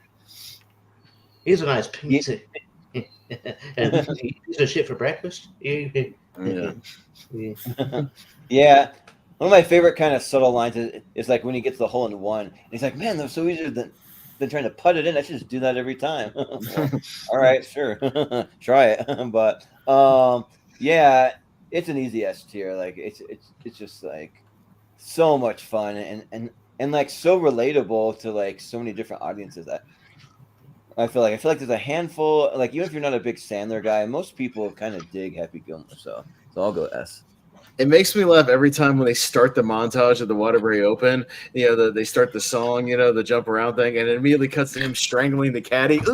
Yeah. It's just so random. Just like, Yeah. what the fuck did he do to make you want to strangle him? Okay. That guy's great. Yeah, right. JPO.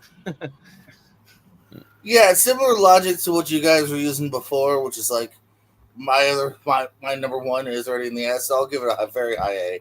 It's a fantastic movie. Looking forward to the sequel, though. I'm very Zoolander 2 scared of it. Yes. Yeah, I know. Yeah, I'm worried about that. Jake will be right about Happy Gilmore 2, though, based on his argument. Yeah. Yeah, we'll see what happens. All right, yeah. It is a movie that be a lot of member berries. We'll see. That taught us Grizzly Adams really did have a beard. Mm-hmm. Yes, he did. Yeah. All right, so where are we going to? Brian. Yeah, what you got? I'll go with. Let me see what's left on the list. I'll try for A tier. I'll try Beetlejuice for A tier on this one. Okay. It's a great horror comedy, great script, great practical effects, great use of stop motion, great. Michael Keaton still the show as Beetlejuice, even though he's not in the film that much. Great set design. It's a great score by Danny Elfman. A tier for me. Yeah, it's interesting. I just rewatched it again recently because, me and my girl watched it, obviously before we watched Beetlejuice. Yeah, it's really solid. It's not like one of my top, like, Tim Burton's, but I do appreciate a lot of the world building about it. Yeah, I love the Keaton performance, and, I'm a big Gina Davis fan, especially, like, 80s, Gina Davis, I'm all about it. Yeah, it's not been one of my favorites and one of my go-tos.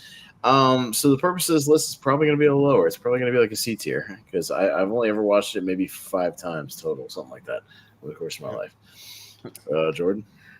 Well, I thought I was going to be the only one that had it lower, kind of, because like I like it, but I didn't really grow up with it. Well, like I shouldn't really say that because I did watch it one time when I was a kid, but didn't really return to it until I was older, and I think that's a fun concept, but it just doesn't really do a lot for me. I even like the animated cartoon even better. I watched that more as a kid because it's just find it on Tubi. Oh yeah. Mm-hmm. But yeah, it's my number one in the C tier, so it's high on C, but it's still a C. All right, yeah, JPO, Beetlejuice. I enjoy it, but yeah, it's never been like next level. And for this list, it's still a B though. I think it's still really good. I like the world they built, but it's a B for me. Yeah, Richie. Yeah, none of such as you guys, but like it's like I like the sort of the kind of being in this world and seeing the universe they created, and yeah, like obviously, Michael Keaton is great as Beetlejuice. Just wish he was in it more often. I would probably go B as well. Okay. All right. So that'll be kind of a low B tier, kind of around Vacation. So there you go. All right. Yeah, man. Let me see where I want to go with this. This is interesting. Let me shoot for something a little lower. Let's see what I'm not as high on.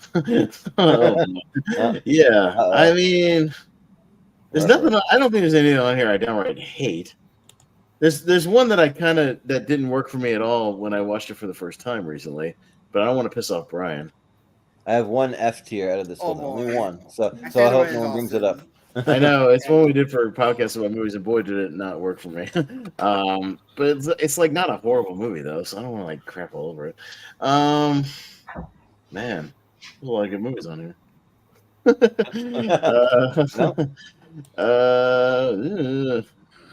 All right, never mind. I can't do it. Just go back to the good stuff. Yeah, I know. Just like don't waste your vote. Yeah. I know. I mean, we're getting to just so many. It really doesn't matter. But Mary Poppins, S tier. Always been a favorite since I was a kid. Yeah, great stuff. I mean, we'll see. It might depend on if you grew up with this movie or not. I did. I watched it over and over again. Wore out about 2 VHS tapes. Watching this as a kid, just nonstop. I think it still works. The story with Mr. Banks is really great. Especially when you get older and you kind of really focus on the parental story of that movie, and what the movie's kind of really about. I mean, the only criticism you could probably lay on it is like it's old school, so it's a little long. But like I think it still flies by, and I love the performance performances. So I'll go with S tier and Mary Poppins. We'll see what you guys think. Jordan? Yeah. So this is probably one of my favorite musicals. Like it's really good, and I did grow up with it. Yeah, and I did watch it all the time. Like I don't know which song I like more, the Chim Chim Cherie or Cheru or whatever it is, or the Feed the Birds. Like those are probably my two favorite from it. But even like Supercalifragilisticexpialidocious is fun to just sing, especially when you're a kid. But just because it's the best of the best, though, I just like am not always like a musical guy per se. Like it's not my number one genre. I do like some musicals, so I'm gonna say A. Okay, JPO. I'm even lower. This is not one I go back to. I'm not a music guy always, and this doesn't do a hell of a lot. I'll be nice and say B. Okay, Richie. Yeah, I mean, I'm not a musical guy either, but I think the musicals I like, Pez likes for the most part. For the most part. But yeah, I like Mary Poppins quite a bit. I watched it a lot when I was a kid too. It was like had that on VHS, that and like Chitty Chitty Bang Bang, which Mary Poppins is way better than that movie, in my opinion. Yeah, so you know what? I'm gonna give it an S. I think it is really good and one of the all time.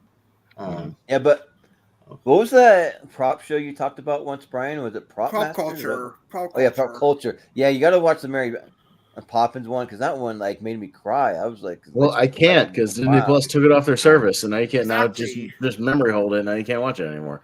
So unless you pirate it, maybe I don't know. If you want, surprisingly, you can find it pirated. Yeah, that's how I watched it. So yeah. The first one, Mary Poppins was the first one that time they did animated hybrid too. Well, exactly. Yes. Yeah. Yes. Mm-hmm. Yeah. For me, Mary Poppins definitely S for me. I love the music. Start off the great chemistry between Julie Andrews and Dave Van Dyke. You get some emotional moments, especially the whole walk, Mr. Banks walking to get in order he was getting fired. The musical aspects play to Feed the Birds. Passed by the church scene with the Burley, very emotional. It also worked for recast. We do recast for Mary Poppins, and it's a great family movie. So S tier. Okay, so it'll kind of stay exactly where it is. Actually, it's right the same as Eternal Sunshine. All right, Jordan, what you got? Well, I'm gonna kind of fight for one that I don't know if a lot of people are gonna be really vibing on me, yes, but yes. but yeah, some of you might, but yeah, I want to bring up Harry Potter and the Deathly Hallows Part 2. All right. So that one is my favorite Harry Potter movie with a bullet. I think that it's just so awesome, like the way that like it all comes down to this, and like you watch that trailer and you get pumped up, and then you see the epic team up, and they got to go against Lord Voldemort, and they got to take out his whole army, so they got to get their own army. And I love like TV shows or like movies where everybody teams up at the end to like take out the worst villain, you know. So yeah, and it's just like really, really good. Yeah, we met Bonnie Wright, who played Ginny Weasley at a convention recently. But yeah, it's my favorite just because I read all the books multiple times. So like I'm a huge Potter guy. So yeah, I don't know if you guys will all be with me, but that's all right. So that's JPO. I do dig it. It's a pretty good finale here. To my top half of Potter, but because of the list that we're doing, and I do think because I like the team up at the end, but it makes the story kind of put on the back burner to a degree for too long. I'm gonna give it a B. Yeah, that's it. Gee. In sad news, by the way, Marco Stunt announced his retirement from wrestling. But anyway, guys, I'm gonna need a moment. Yeah. I mean, I like the guy. Yeah, I like the I like the Last Installment here. It's good. But yeah, I feel like you gave yourself an impossible task because not only do you have to convince Pez that this is a great movie, he's not even like a Harry Potter fan. So what, you're gonna make exactly. But you like to read, Austin?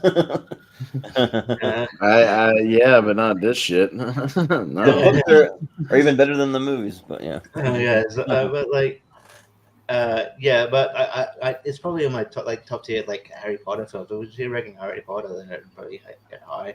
But like in terms of this list, I'd say B. Yeah. Brian. Yeah, I have to agree with Richie and JP on this one. It's a B for me. I do enjoy the movie.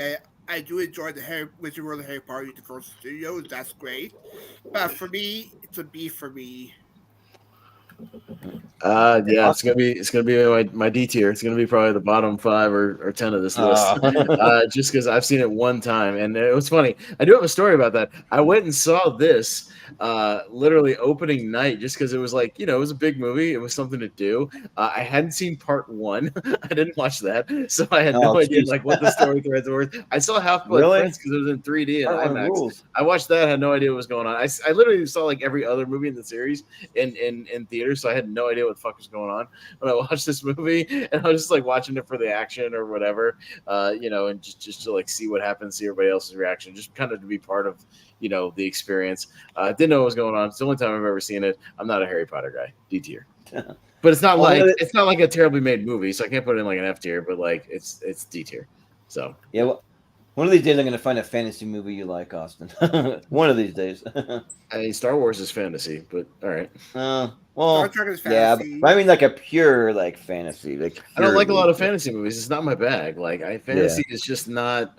I've never been like a big fantasy guy. Like it just the storybook stuff. Like I don't know. It just doesn't work for me. Fine. Yeah, Secretary is my favorite fantasy movie. Oh, that's fantasy, right? It's a fantasy. Barbed Wire is my favorite fantasy movie. All right. Yeah, there you go. My favorite fantasy is when Happy Gilmore goes to his happy place and the girl's in. Like, that's a good fantasy. Was that Julie Bowen and some lingerie? Yeah, I'm done with that. Yeah, I'm with that. That's a good fantasy. All right, JPO, back down to you already. What you got? Oh, we're into a lot. All right, guys. Yeah. At the end of the day, it's just I forgot what joke I was trying to make. Die Hard. It's a good day to die hard. Oh, wrong movie. Oh shit. Yeah. At the end of the day, sometimes you die hard. Exactly. Do you know? Hey, that can happen. One of the best action movies from beginning to end here. You fall in love with John McClane. He's just simply, a good guy at the right place or the wrong place at the wrong time, trying to save his girl. Alan Rickman, I mean, come on. What a crazy debut for him. The guy. You love him, but you also are so ready for him to just die. So yeah, let's go for Die Hard. All right, there you go. Richie was super Die Hard. Any day where I get to talk about Alan Rickman twice is a good day because he was at one. Hey. He played in Pez's favorite comedy. My other favorite shitty fantasy movie, Robin Hood, Prince of Thieves. Can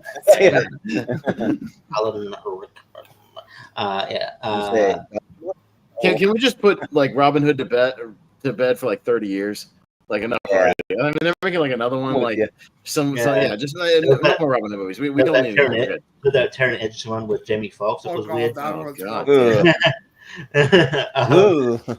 But but Die Hard is like the blueprint for all action movies to follow now. It's just like every other movie. It's like this is Die Hard in a White House, Die Hard on a boat. So it's like it's a fantastic film and fantastic villain.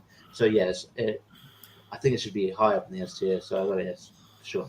All right. Yeah, it might take clean sweeps to actually like make the top 10 tonight. It might be. Yeah. I mean, it might just be all clean sweeps, whatever makes it. Brian. Yeah, interesting. Die Hard is a great Chris Jason movie. Bruce Willis is great. No. You take that Jason shit back. It is a great Christmas movie. Period.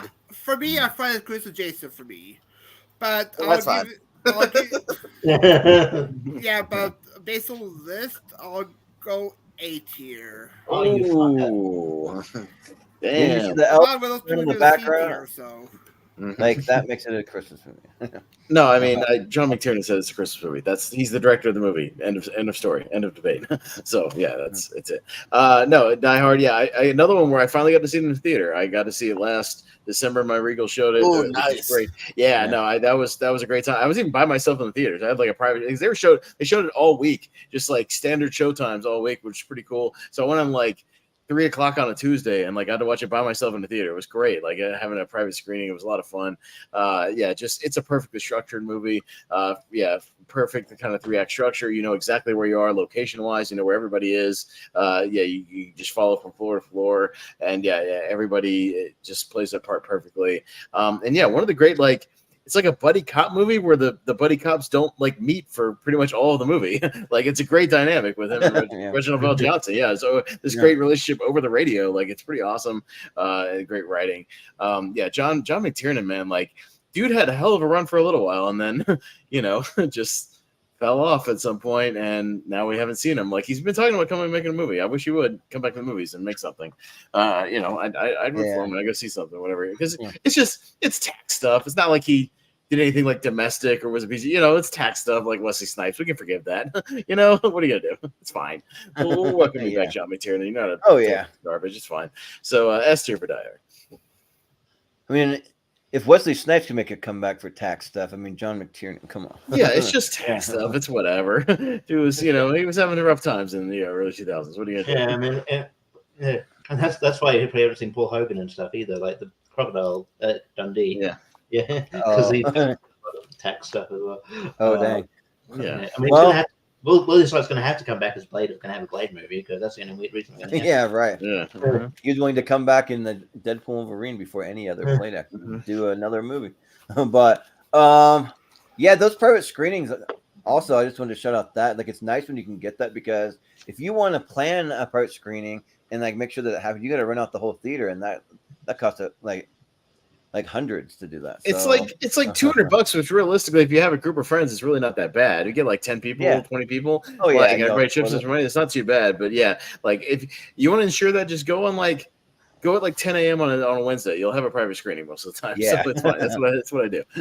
Yeah, but So I do think John McClane is the greatest action hero of all time. I think that for me, there's not much of a debate. I think that he is awesome and sad what happened to Bruce Willis and that he kind of is having some dementia stuff going on. It's too bad, but the movie's awesome. But I just based on what we have here, I still have it at an A though.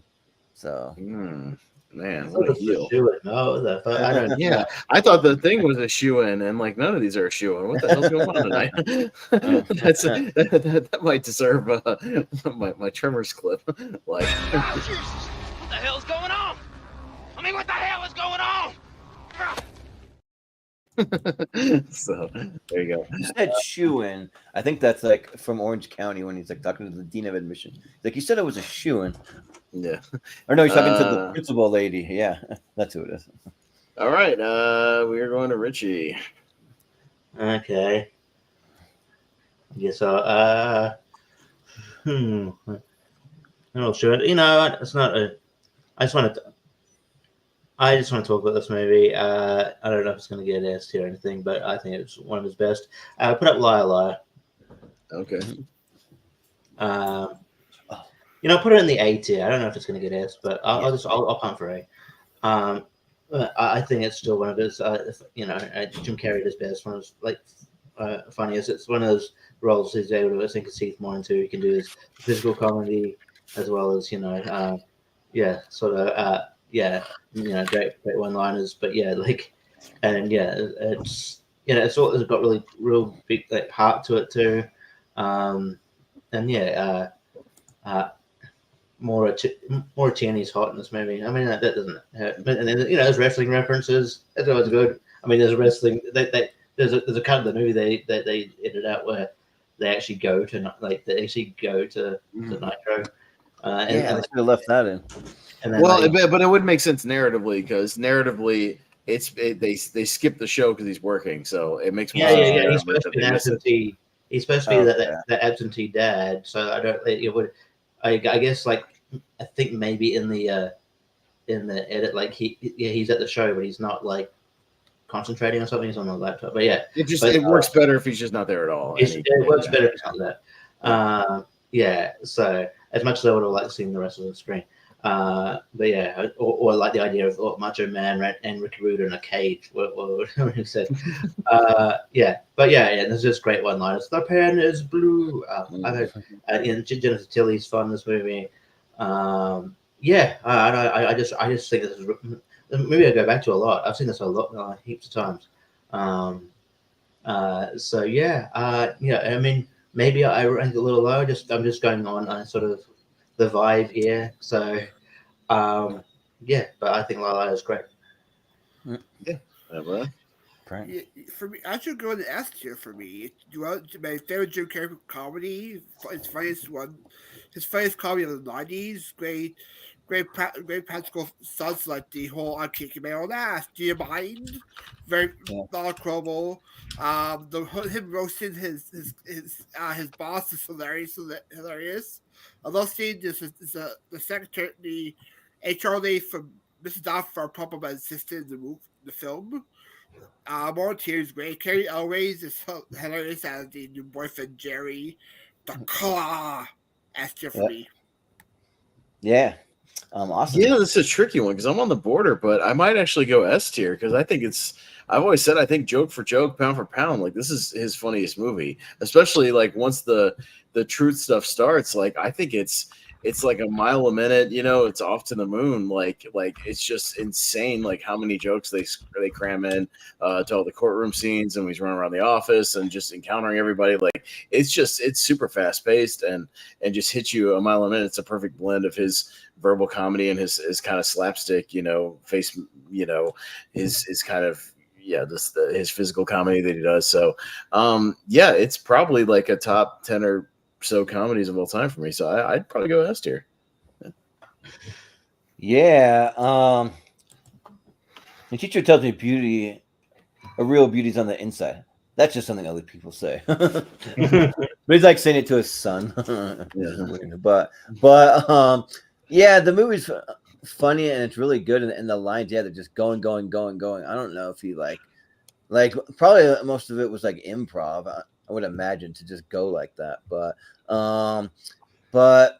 yeah, like I really like it, but I probably have it slightly at an A for me. All right. Yeah, JPO, liar.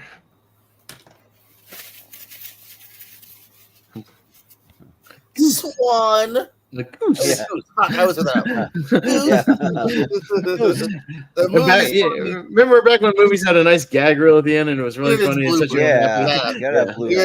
don't want the movie to end because you're just having fun, hanging out with Jim Carrey, who's giving it his all. It's a fantastic physical performance too. Like this is easily.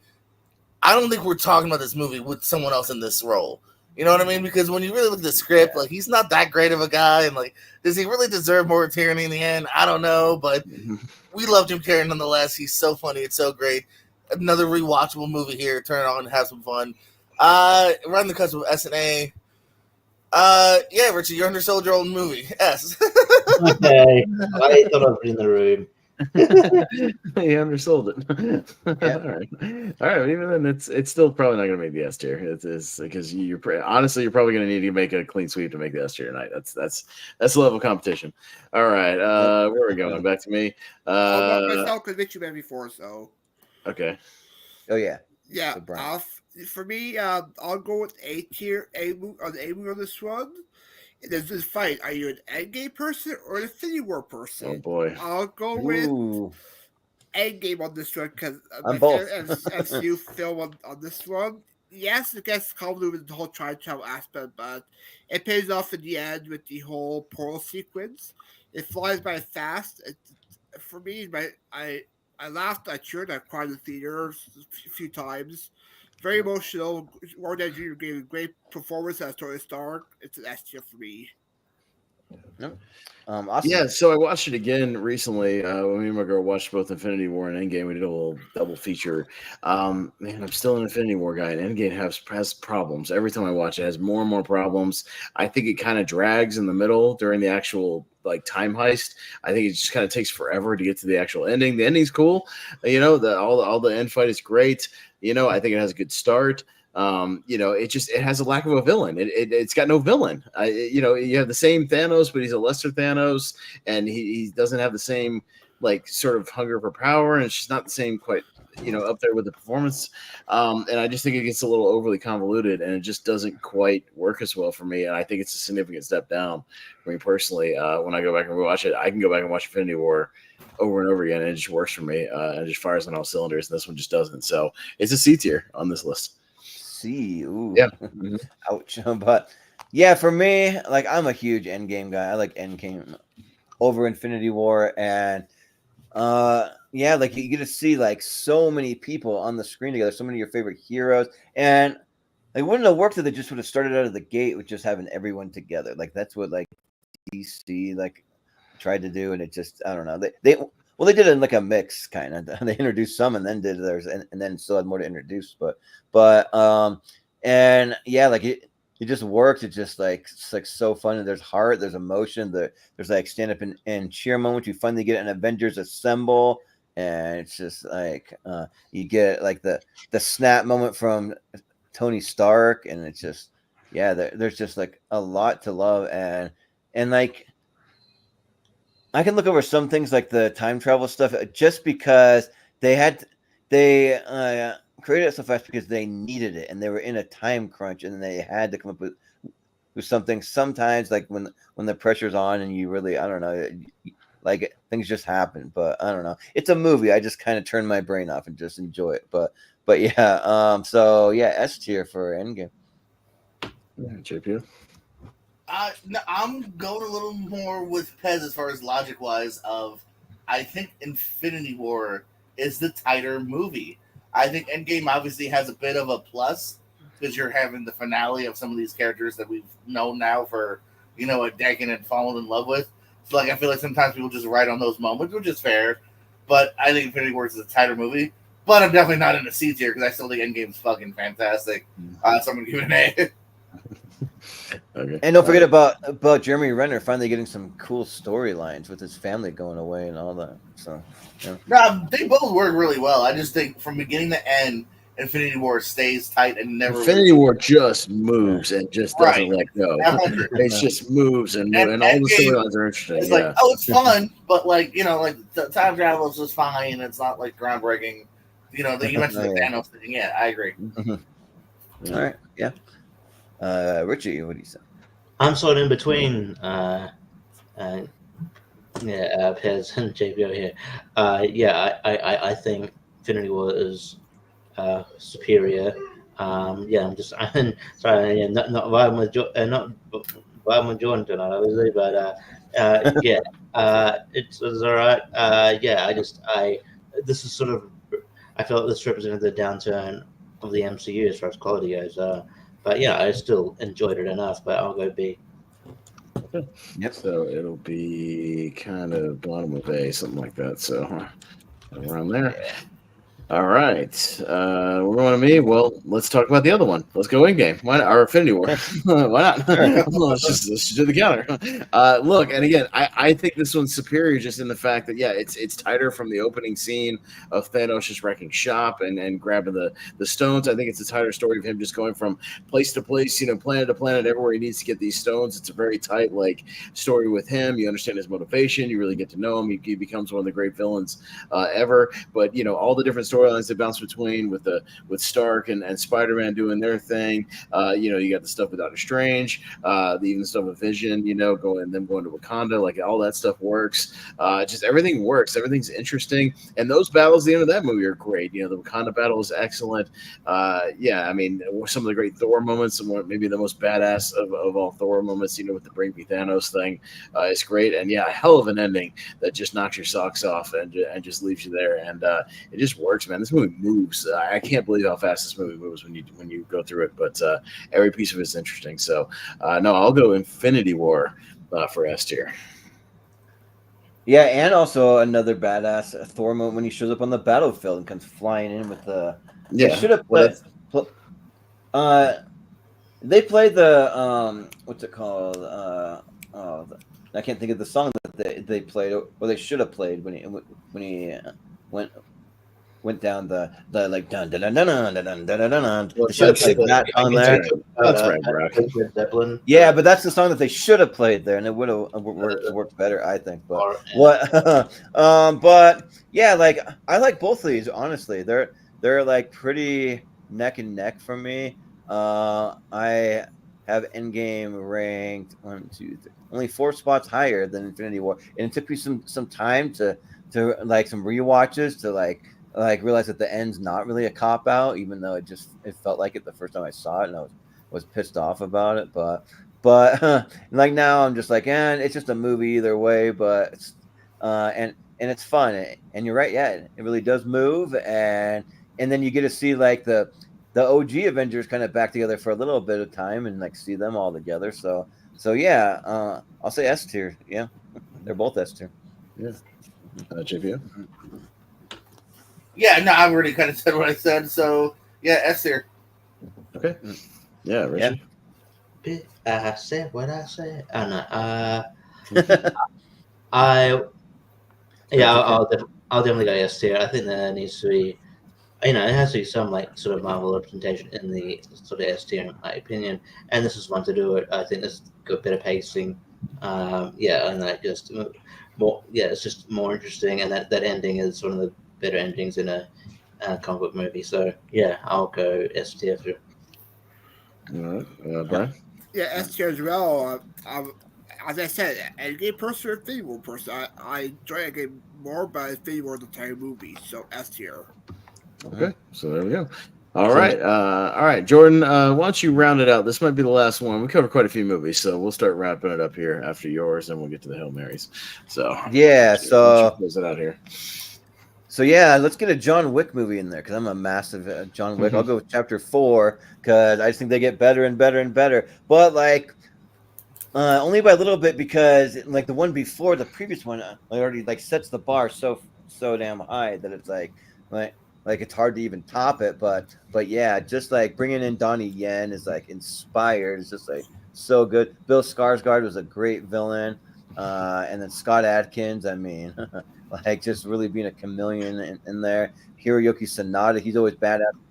Goes up to and yeah, just like some of those sequences, like the whole thing around the like Arc de Triomphe in Paris, and that staircase scene, and the Japanese the Continental, and all that, just like so good. And I don't mind the way that it ends because I think they could go any way they want here. They could say he's really dead. They could say he's alive. They could say like a lot of different things, and I'd still be cool with it. So, yeah, but yeah, Keanu Reeves, like, he's just perfect. Where he's like, I will kill them all, and like just the way that he delivers it, just deadpan, works kind of like the way that like that kind of like attitude and vibe kind of works in the Matrix sort of. So yeah, I'll go with John Wick Chapter 4. Okay, JPO. Yeah, it's a fantastic franchise here. Always, every time another one came out, I'm like, oh, can they repeat the magic of the first one? And is it going to be the magic of the second one? How about the third one? Yeah. So it's a great franchise. All about it. Yeah. Deserved one should be on here. The fourth's great. Great current finale. We'll see where that lands. But yeah, S tier. All right. I forgot to shout out the Tracker guy too. That guy is awesome. The Tracker's awesome. And it's nuts. Yeah. Richie? Yeah, I'm in a weak spot because like I love the movie. I think it's each one pops the other one. But like it's just so new to me that I don't know if I put it in like best of the best like movies. But it's so good. I will say I don't mind if it like if it gets in the I will say high A, but like it's I don't blame you for voting S as well, but I'll go higher. All right, Brian. Yeah, John Wick 4 was great. Actually, one of the best movies for last year. We're doing the best of the best. I have to agree with you. I don't put some 2 weeks out here. I'll go with A tier for me. Yeah, I'm in the same tricky conundrum because, like, do I put it above The Matrix, which is in my top 20 and I've seen 900 times, the other Keanu action movie on here? Do I put it above The Godfather? Do I put it above Jurassic Park, T2? Not really, but it is very good. I mean, I've watched it like 6 times since it came out. Like, I love this movie. This movie just rules. Like, once it gets going, it's just nonstop, and it's great. And and again, you do a list of like 2020s movies, 2020s action. Just you get like a little more specific with the list, and like I'm with you, I'm right there. But these other movies I've just seen like so many more times, and have just lived with them for a while. So I'll go a strong A. Is where I got to go with this one. Well, I mean, you know me. I'm not opposed to putting like newer movies. Yeah, I know. I will, because like sometimes just seeing a movie like 1, 2, 3 times hits harder than seeing a movie 50 times, because like the movie just rules and it's just really good. It's that good to me. But if I can watch a movie 50 times and it works all 50 times, like that's what I go for. Like those movies that I can watch like over and over and over again, and have lived with me. You've had more time to watch it, like even these, you haven't had as much time, but I still think for me, I know that's why they end up in like my after the 128, because they're not gonna make that yet, but they will eventually. Right. Just for me, like I have to live with them. But all right, so we'll wrap it up there, and let's go to the Hail Mary round. Because we've covered about twice as many movies as we normally cover, we're gonna go Hail Mary. I'm gonna limit it to 5. We're gonna go 5 movies. 5 picks. Yeah, that's reasonable. We've done reasonable because we've literally covered. What kind of movies are on this list? We've covered literally twice as many movies as we normally cover in the 2-hour time span. I get a couple extra cents. I was late. How about that? Could I get like 7 or something? That's fair. I'll spot you 1 extra. I'll give you 6. All right. Oh, come on. 7's fair. I missed like 3 rounds. You also got to vote on those though, so it's not like we cut you out completely. No, but I didn't get to nominate as much. That's the thing. So. Nah, I get him. Give him 7. I feel that. Yeah. All right. Yeah. Fine. All right. Fine. I'll make it quick. Okay. All right. So how it's going to work? We'll do some last minute nominations. See if anything else has a shot of cracking that S tier. I mean, literally, if you look at my paper, I'm like halfway through the backside of my page. Like we've covered, we're living into Hail Mary territory where we usually are. So we're that's why I'm going to limit it a little bit in this one, because I think we've covered a whole lot of ground here tonight. If anybody else has got anything else, I won't pressure anybody, but whoever's ready, I will go to. Can you scroll down like this? Oh yeah, I'm sorry. Let me scroll down to what we got left. Yeah, we've covered quite a few, so there's not a whole lot to scroll to. I mean, yeah. This is tough because it's like a lot of people aren't like, they don't like to put more than one movie in a franchise, but I think multiple movies in a franchise can belong in the S tier. So that's just me, but all right. That could be ready whenever you are. All right, I'm just writing mine down real quick just so I have them ready as well. Just so I'm like kind of ready to go. Let's see. All right, one more.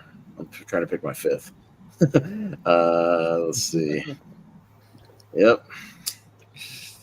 Oh yeah. Where do we go? Okay. All right. So we'll start. JP, are you ready to go? You got a couple you want to throw out in there? Yeah. Let me. Mm-hmm.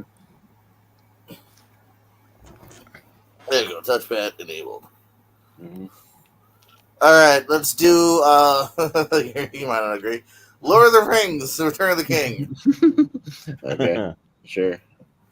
Casablanca. Okay. Saving Private Ryan.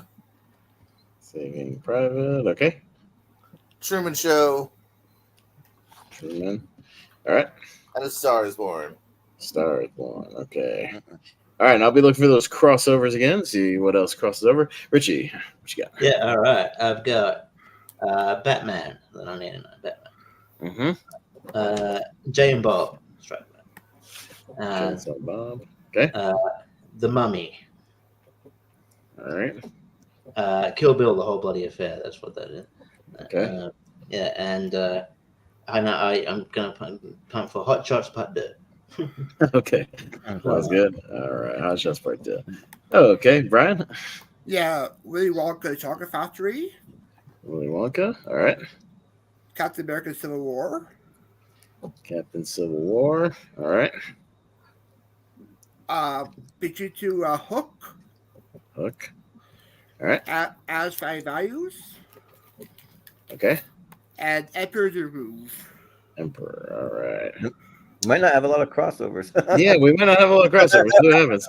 Well, a few, because I've got a couple of few, same as Richie. But I'll go Jaws, Tremors, Terminator, Batman, and The Mummy. Because we all want to pick from our own list. That's why. Well, I'm trying to get a few crossovers. Yeah. We'll see. Oh, yeah.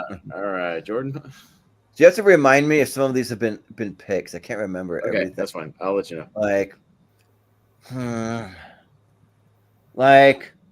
I want to say Two Towers because that's where my heart lies, but I'll go Return of the King just to give it a crossover because that one's good. Right.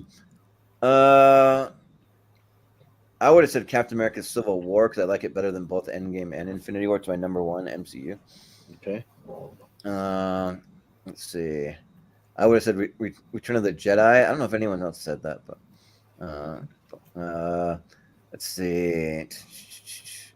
I would have gone Spider-Man No Way Home. All right. I'll go Dumb and Dumber because that's my favorite Jim Carrey is Dumb and Dumber. So, okay. I'll shout out the Mummy again. Okay. And someone already picked T2, right? Yeah, T2's on the list already. Okay. Then I'll go Kill Bill. Yeah. Kill Bill. Okay. All right, so we got a couple of crossovers. Let me jot these down right quick. All right. Okay, we got. All right. All right. And okay, so just 5 more to get out of the way real quick. We'll see if anything makes last minute S tier. We'll see where they end up. We'll go in the same order every time, just rapid fire voting. JPO, we will start with Lord of the Rings: Return of the King. S. Yes. All right, Richie. B. Brian. Not big Lord of the Rings person. C. Oh, me neither. C. S. All right. Well, it's just going to end up in a B tier. So there we go. B tier for Lord of the Rings: Return of the King. Yeah. Well, that's what this list is tonight, brother. They bowed down to no one. Shit. Yeah. All right. Batman '89. JPO. Shit, why gotta be first always? Because that's how we do it in Hail Mary, brother. I usually I don't mind. A. Hey, okay. Richie? S. Brian? S. S. I would say A. Okay. All right. 3 and 2. So it goes right in kind of here. All right. The Mummy. JPO. B. Richie? S. Brian? A. S. I'll say S. Okay, so still in the bottom of A. This is gonna be real fun when we knock off all these really good movies out of the S tier. I know. All right, Yeah. they're gonna fly right out of here. Captain America: Civil War had a crossover. JPO. Ooh. S. Okay, Richie. A. Brian. My second FSU S tier. A. And I'll say S. Okay, so same thing. A couple of them are almost. Maybe we'd make it on another day, but tonight probably not going to happen. And we'll go Kill Bill. Kind of the whole bloody affair. I'll allow it for tonight. It's fine, Richie. He's a little cheating, Richie, but we'll pick one. I'll let you go for tonight. JP, Kill Bill. And we're voting on the whole bloody affair? I guess. I mean, just Kill Bill in general. You know what I mean? I guess regardless, it's an S. Okay. Richie? S. Brian? No S. A. I would say Volume 1's an S, but Part 2 is an A, but I'll still go S overall. Okay. All right. We cheated your way into a 4S vote, which is so. All right, that's fine. All right. All right. At least I'm not saying that Lord of the Rings is one movie, was it? Yeah. Oh, bad. Yeah. All right, so there you go. All right, let me tally up, see what we got here. So let's start to hash this out. This is going to be fun. All Is it right, the biggest so amount of movies for S tier ever, or do you have one before? well, I mean, they're going to get knocked off. So I mean, this is just the preliminary S tier. But when you see how fast they go, this is going to be a lot of fun. So I'm glad though that we didn't have all the crossovers because I had some hot takes that I didn't get to. So okay. It's all good. All right. All right. We are getting to it. All right. So everything up to Scream has 4 and an A. So I'll start after that because that is 1, 2, 3, 4, 5, 6, 7, 8, 9, 10, 11, 12. So 4 and an A is kind of the standard to at least have a shot. So goodbye, Captain America Civil War. Goodbye, The Mummy. Goodbye, Mary Poppins. Goodbye, Batman. Goodbye, Eternal Sunshine. Goodbye, Liar Liar. Goodbye, Die Hard. Goodbye, The Thing. Goodbye, Billy Madison. Goodbye, 40-Year-Old Virgin. Goodbye, Back to the Future. Goodbye, The Matrix. Goodbye, Shawshank. Goodbye, Godfather. I blame Jordan for both of those. Yeah, Jordan is solely responsible for both of those. Yes, he is. He certainly is. All right. And so, yeah, 4 and an A is kind of the standard bearer to at least have a shot here because that's what Halloween has. That is what, let's see, that is what Dark Knight, Halloween, Happy Gilmore, Kill Bill, and Scream all have 4 and an A. And then you get to Infinity War was the last one to clean sweep. So those are all safe for now. So that'll be 1, 2, 3, 4, 5, 6, 7 that are safe. And you have 5 that are on the chopping block. So we have to dump 2 of these. So we will go probably, we'll just vote for your top 3 out of these. That's what we're going to start with. Your top 3 out of the 5. So that's what we're going to start with. Let me write these down so I can tally the votes here. You are voting between Halloween, The Dark Knight, Happy Gilmore, Kill Bill, and Scream. You're voting for your top 3 out of those 5. Does everybody understand what you're voting for? All right. Yes. Okay, JPO, out of those 5, what are your 3? Gotta listen to my heart and give it to Dark Knight. Okay. Happy Gilmore. Happy Gilmore. And Scream. And Scream. All right, Richie. Scream. Okay. Halloween. Halloween. Happy Gilmore. Happy Gilmore. All right. Brian. Happy Gilmore. Happy Gilmore. Scream and Dark Knight. Scream and Dark Knight. And I'll go basically in order. Halloween, Dark Knight, Happy Gilmore. Jordan. And I'll go Happy Gilmore, Kill Bill, and Scream. Kill Bill and Scream. Happy Gilmore had 5 votes, so it will move up into that slot right behind the clean sweeps. Scream had 3 votes, or excuse me, had 4 votes. So Scream goes right behind. No, 4 votes. 4 votes. Excuse me. Yeah, 4 votes, and then with 3 votes right behind that is the Dark Knight. Goodbye, Kill Bill. Goodbye, Halloween. All right. So, but we have an interesting vote here because Halloween and Kill Bill will be our first 2 honorable mentions. Now we got to go back. We got a bunch. we got to vote between Godfather and Shawshank, for which makes the 3rd honorable mention spot. Again, fuck you. Yes. Wait, what about the other ones though that had like 4 S's in one? Because Godfather had a D. I know, but all the other ones had 4 and an A, and these got bumped down. Jordan. What did the Matrix have though? In 3. in Back to the Future. 3. 3. Oh, I thought it had 4. Nope, those had 3 tonight. They had 3. Matrix and Back to the Future did. So Godfather and Shawshank are our other defaults that we have to vote on out of the 2.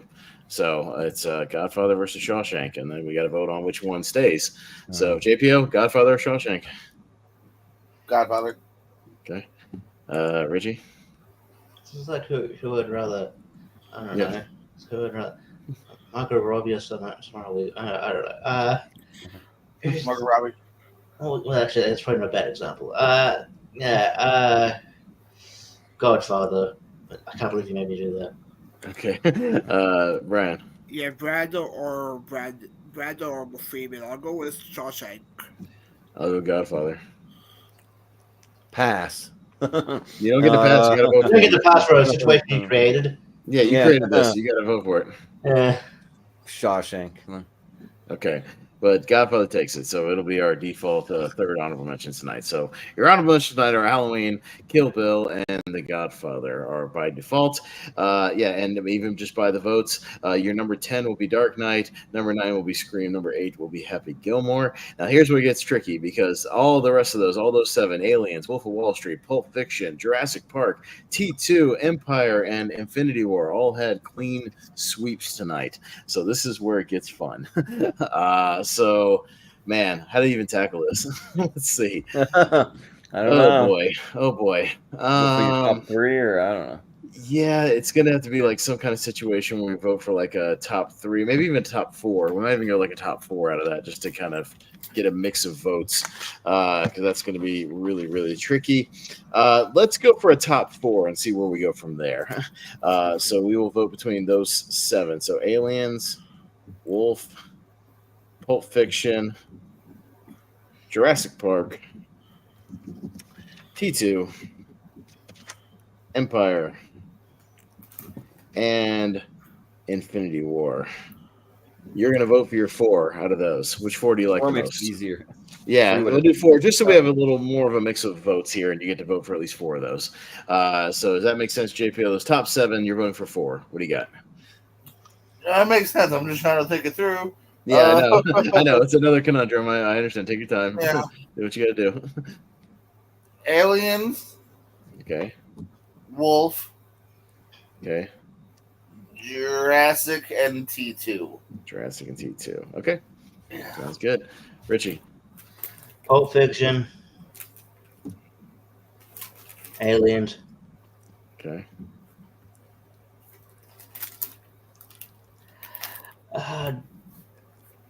T2. T2. And Wolf.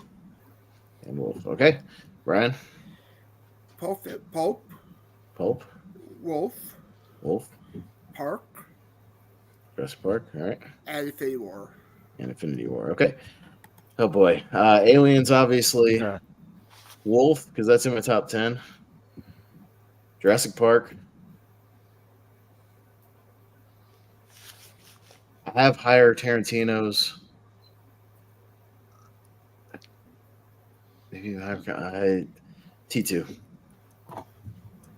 Jordan.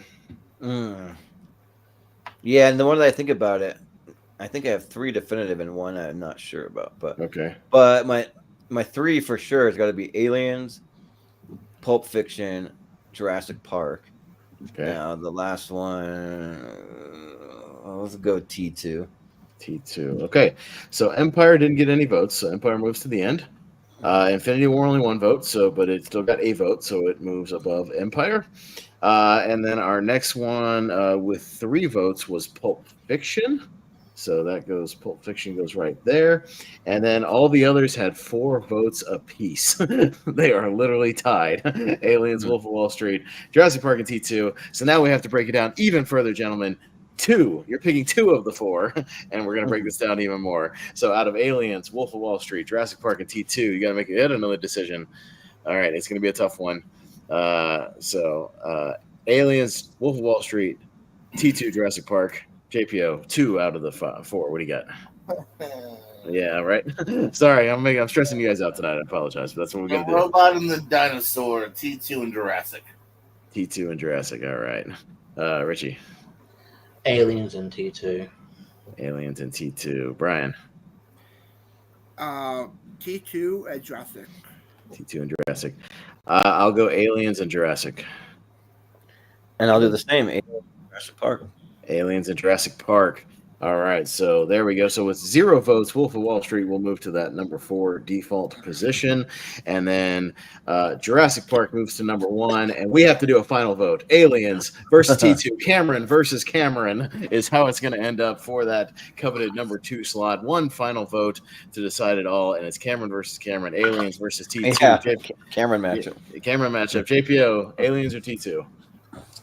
T2. And luckily we have 5, so there won't be a tie. So this will be good. Richie. T2. T2. Brian.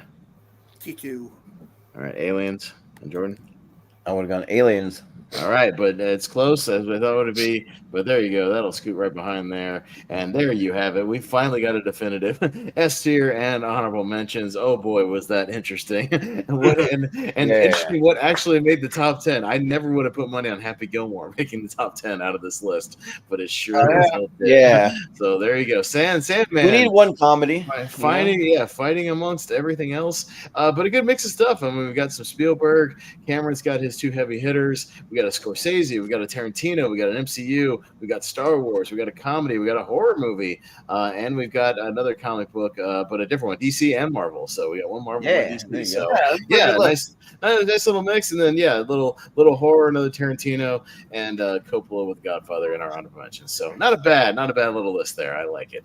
So say, this is almost all in my 20, I think. Oh wow, okay. The only thing we're missing is a musical. Yeah, no, a lot of these are in my top 100. Jurassic Park is, T2 is, Aliens is, Wolf, Paul, Infinity War, Empire, Happy Gilmore. Scream is not for me personally, but Dark Knight, Halloween, and The Godfather, all but 2 are in my top 100. So that's a pretty good list. I like it. The closest musical would have been Mary Poppins, maybe. But that would have been the closest one, yeah. All right, but Jordan, should I break it down and we'll wrap it up for the evening? That was interesting. Yeah, this is our official best of the best from the 4 of us, or 5 of us, because we're kind of like some of the like regular staples on the show. So I wanted to get people that were regulars. Now I was gonna have Chris Scott on this episode, but I'll talk more in a little bit. I'm gonna do a second one of these. You gotta shoot a new intro, like where Pez eats butter, then like me and Richie can have yeah, right. It's the ASAC crew with Shabadoo Nussbaum. Sleepy JB is afraid of a chicken, like Chris. Yeah. Richie watches porn another tab. What? Right. Well, yeah, you can go ahead and break it down. Yeah, let's break it down tonight. So our honorable mentions for this evening of our best of the best S tier. We got Francis Ford Coppola's The Godfather. We got Tarantino's Kill Bill. We got John Carpenter's Halloween. And then rounding out our top 10 of our best of the best community members here, we got Christopher Nolan with The Dark Knight, Wes Craven's Scream. I believe it's Dennis Dugan, Happy Gilmore, I believe. Yeah. Dennis Dugan's Happy Gilmore. Dennis Dugan amongst your Scorsese's, your Coppola's, your Spielberg, your Nolan, the best of the best of all time. Dennis Dugan getting one in there, so good on him for getting that in there. You got Irvin Kershner's Empire Strikes Back. Got the Russo brothers with Avengers: Infinity War. Another Tarantino with Pulp Fiction. Scorsese with The Wolf of Wall Street, and we got double dose of the Cameron with Aliens, T2, and rounding out of Steven Spielberg's all-timer Jurassic Park. There you go. Yeah. All right, nicely done. Yeah. All right, I like it. But all right. I think Dennis Dugan, all he's ever done is just directed Adam Sandler movies. He hasn't directed pretty much, yeah. I think so. Shout out to the director of Murder Mystery, Dennis Dugan. Dennis Dugan. Yeah. Right. Although it is the first thing when you Google his name, it's like the highest thing on his thing. So yeah, you do. Director of Grown Ups 2. First one is Happy Gilmore. So there you go. Yep. Yeah. But yeah, this was a fun time. What I want to do for a second one of these, I don't want to throw my own movies in, so I might just be here to moderate. But I want to get 5 other people, and so like any regulars, anybody watching, you want to come in, you want to throw in your top 20. Yeah, Malcolm is next one. Yeah, we'll get like Malcolm, we'll get Chris, we'll get Wolfman, we'll get Ross, or we'll get like Chad, or like some of our like regular people that normally pop up on here. So. Yeah. Real quick, if anybody who's curious, he has done some non-Sandler. Problem Child, the original one, he did that, so that's non-Sandler. He did your movie, Jordan. He did Beverly Hills Ninja, so he did. There you go. You got some Saving Silverman. He did that one. What's that? Did he do Wedding Crashers? Is that him? No, it's not. He did. I now pronounce you Chuck and Larry. Was his wedding? Oh, David Dobkin. He did the Steve Zahn, Martin Lawrence joint National Security. You remember that movie? Yeah. Well, the Benchwarmers. That's still Happy Madison, but still in there. And then his most recent one, I don't know if maybe JPO's seen it. It's called Love, Weddings, and Other Disasters. Have you seen that one, JPO? No. Schneider? Who's in that? No. It's just a Dennis Dugan joint. It's got Maggie Grace, Diane Keaton, Jeremy Irons. Yeah, it's very strange. It's very poorly rated. I don't know what it is, but it's very poorly rated. It looks like kind of an anthology type thing, but yeah, not very good ratings though. But it's on Freebie if anyone wants to watch it. Yeah. Yeah. Well, it's hard to trust Google because when you Google someone's filmography, it's like you can trust the first like 6 or 7. Trailer. Yeah, Yeah. but like after the first 6 Andrew Bachelor, like the Vine guy, and Jeremy Irons, the weirdest cast ever. Yeah, Diane Keaton and the Vine guy. Okay. Yeah. But usually when you Google it, like after the first 6 or 7, it's like I don't know if I trust Google. Did he really do that, or was he just like a producer or something like that? Google would do those. Right. But hey, Google doesn't get specific. Yeah, you got to watch out on Google. Get to IMDb, Letterboxd. Yeah. Yeah, like that kind of something like that. Yeah, you got to go for the resources. There you go. Yeah. That's it for tonight. But cool. Yeah, so that'll be it, and we'll just do some plugs and get out of here. So we'll go to JPO. What do you have going on? Yeah, when you're not seeing me pop up on this channel from time to time, catch me over at the Puresco. We do lots of fun stuff over there, including trivia. In fact, catch a couple of these funsters playing trivia just a couple hours ago. See who came out on top. Maybe neither of them. Maybe both of them. Maybe it was a tie. I don't know. Got to watch to find out. But we're always playing trivia. In fact, we're even doing another one tomorrow. Shannon Burns will be defending his world title. So if you can sign up. We get a world title shot possibly. Then also too, always doing countdowns on there. Our own bracket battles with lots of horror. We did 4 different horror ones, decades, and then the overall championship recently here. Maybe we talk about Scream again. Maybe we talk about The Thing again. I don't know. Maybe. And then also wrestling stuff over at Pierce Wrestling, as well as Thursdays. Me and these 2 fun guys talk. Lonely Mark's channel. We talk pro wrestling. We just recorded earlier today, special Friday episode. And yeah, thanks for having me. And it's always a pleasure. Mm-hmm. Yeah, sounds good. And Richie, what do you have going on? Yeah, pretty much just what Jacob said. Yeah, Lonely Marks, we recorded episode earlier, and was on his channel before doing trivia. But yeah, next week, Wheel of Movies, talking about Scream 4. The first movie that me and Pez are kind of met on, but like we're gonna get Wolfman in for balance, so because he likes that film. So it should be fun. And then I'm appearing in Total Fights quite a bit throughout the next couple of months, so you'll see me there. And just I'm around the place. Why we love horror and all that jazz. So yeah, check me out there. And all that jazz. Yeah. And we'll throw it to Brian. What do you have going on? Yeah, you can find Papa Trivia on ASATs on the Pierce Code with today, Dave Batista. All I can say about that. Multiplex, Lifestyle Trivia. Sometimes I'll take 3. I'll be here next week for the TV Curator. Mm-hmm. And also the See Her Trivia I'm part of as well. Yep. Yeah. Sounds good. Yeah. And Austin, what do you have going on? Yeah. No, I mean, mostly stuff.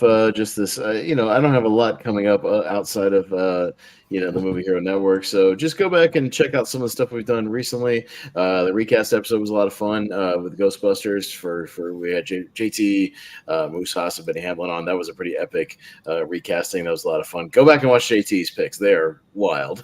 So some of the stuff he did. Yeah. Right. Yeah. It is wild what he was going for. If you haven't seen it, yeah, check that out. I mean, we done some watch-alongs recently. Did a little Terminator watch-along on NA Quote. That's Ryan Permison's channel. You can find a link in there on the Movie Hero Network group. We did a Freddy vs. Jason watch-along over on Kyle Flett's channel, so you can go check that out as well.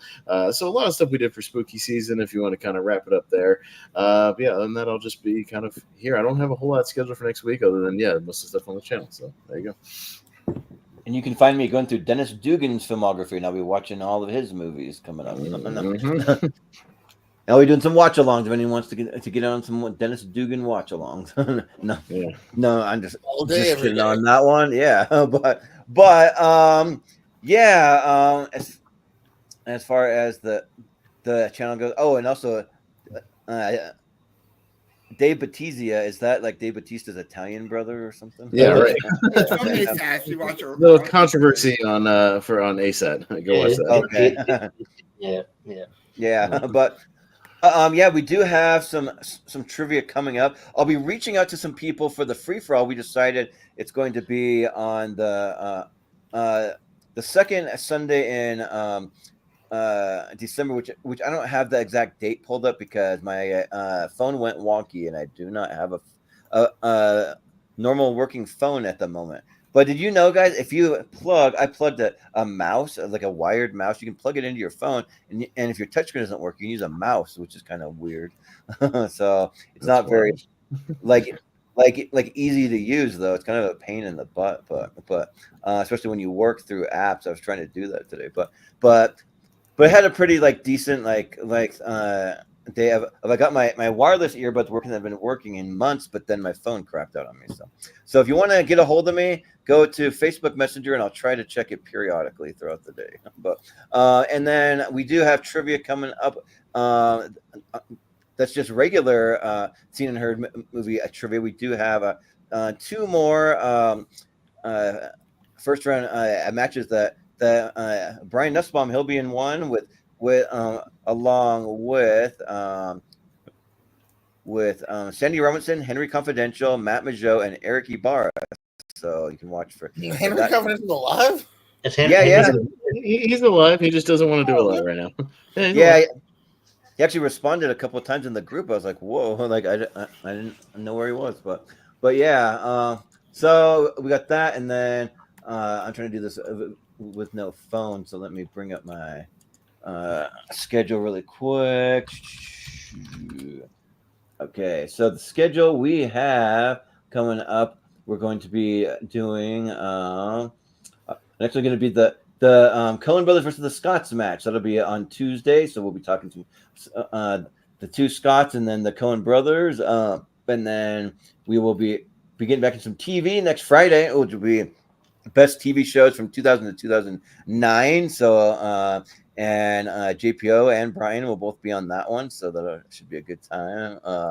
And then we have our best movies of 1998. That will be our next ladder series that we have coming up. So got that. We got Jonathan Caro's top 64 favorite movies. So he does have a little trailer. We're not going to play it now, but we'll play it from time to time. Maybe you can check it out. But we are going to have a movie hero mystery tournament in next month. That's going to be there, trying to get back to doing those on a regular basis. And I'm still waiting to hear from Chris Scott. His birthday's at the end of the month, and I told him he could pick an episode for his birthday, whatever he wants to do. So I thought maybe he's leaning towards something music related. So he might be doing that. And then speaking, I'm covering a lot of Sandler on the channel, but I want to do like the best movies from all of Adam Sandler's usual friends. So it won't necessarily be all Sandler specific. He'll be in some, but like ones that star like Rob Schneider or like Norm Macdonald or Kevin James or Chris like Farley. David Spade, Chris Farley.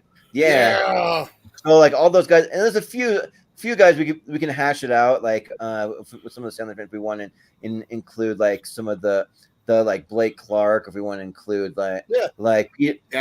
Peter Dante, if we want to include like Jonathan Langerin, like some of those guys, we can kind of like hash it out. I mean, if you need more movies, sure, yeah, totally. So we'll get to 64, and then this is the last one that I'm going to mention. Starting in December, we still have some spots left. We're doing a holiday movie and mystery tournament that will include movies from all holidays, so like Christmas, Thanksgiving, Easter, 4th of July, even some holiday adjacent movies. All of that stuff is going to be in a big 4-part series, just like we did with the horror stuff for October. So that's all coming up. So yeah, and then just subscribe to the channel if you haven't yet. If you have subscribed, then share it, the link with someone who hasn't subscribed. And really helps a lot. We really appreciate it. Going underwater a little bit, but you're cutting out. Yeah, sorry, but yeah, and then maybe we can even do a little swap-a-roo, or if you want need subscribers for your channel, then if you subscribe to mine, I'll subscribe to yours. But we'll like do a little 1-2 thing. So yeah, but that'll do it for us tonight. So thanks again, guys. This has been a fun time. So for Jordan Owens, for Richie Goodacre, for Brian Nussbaum, For Austin Pez Howell, I've been Jordan the Movie Hero Anderson. We will see you next time.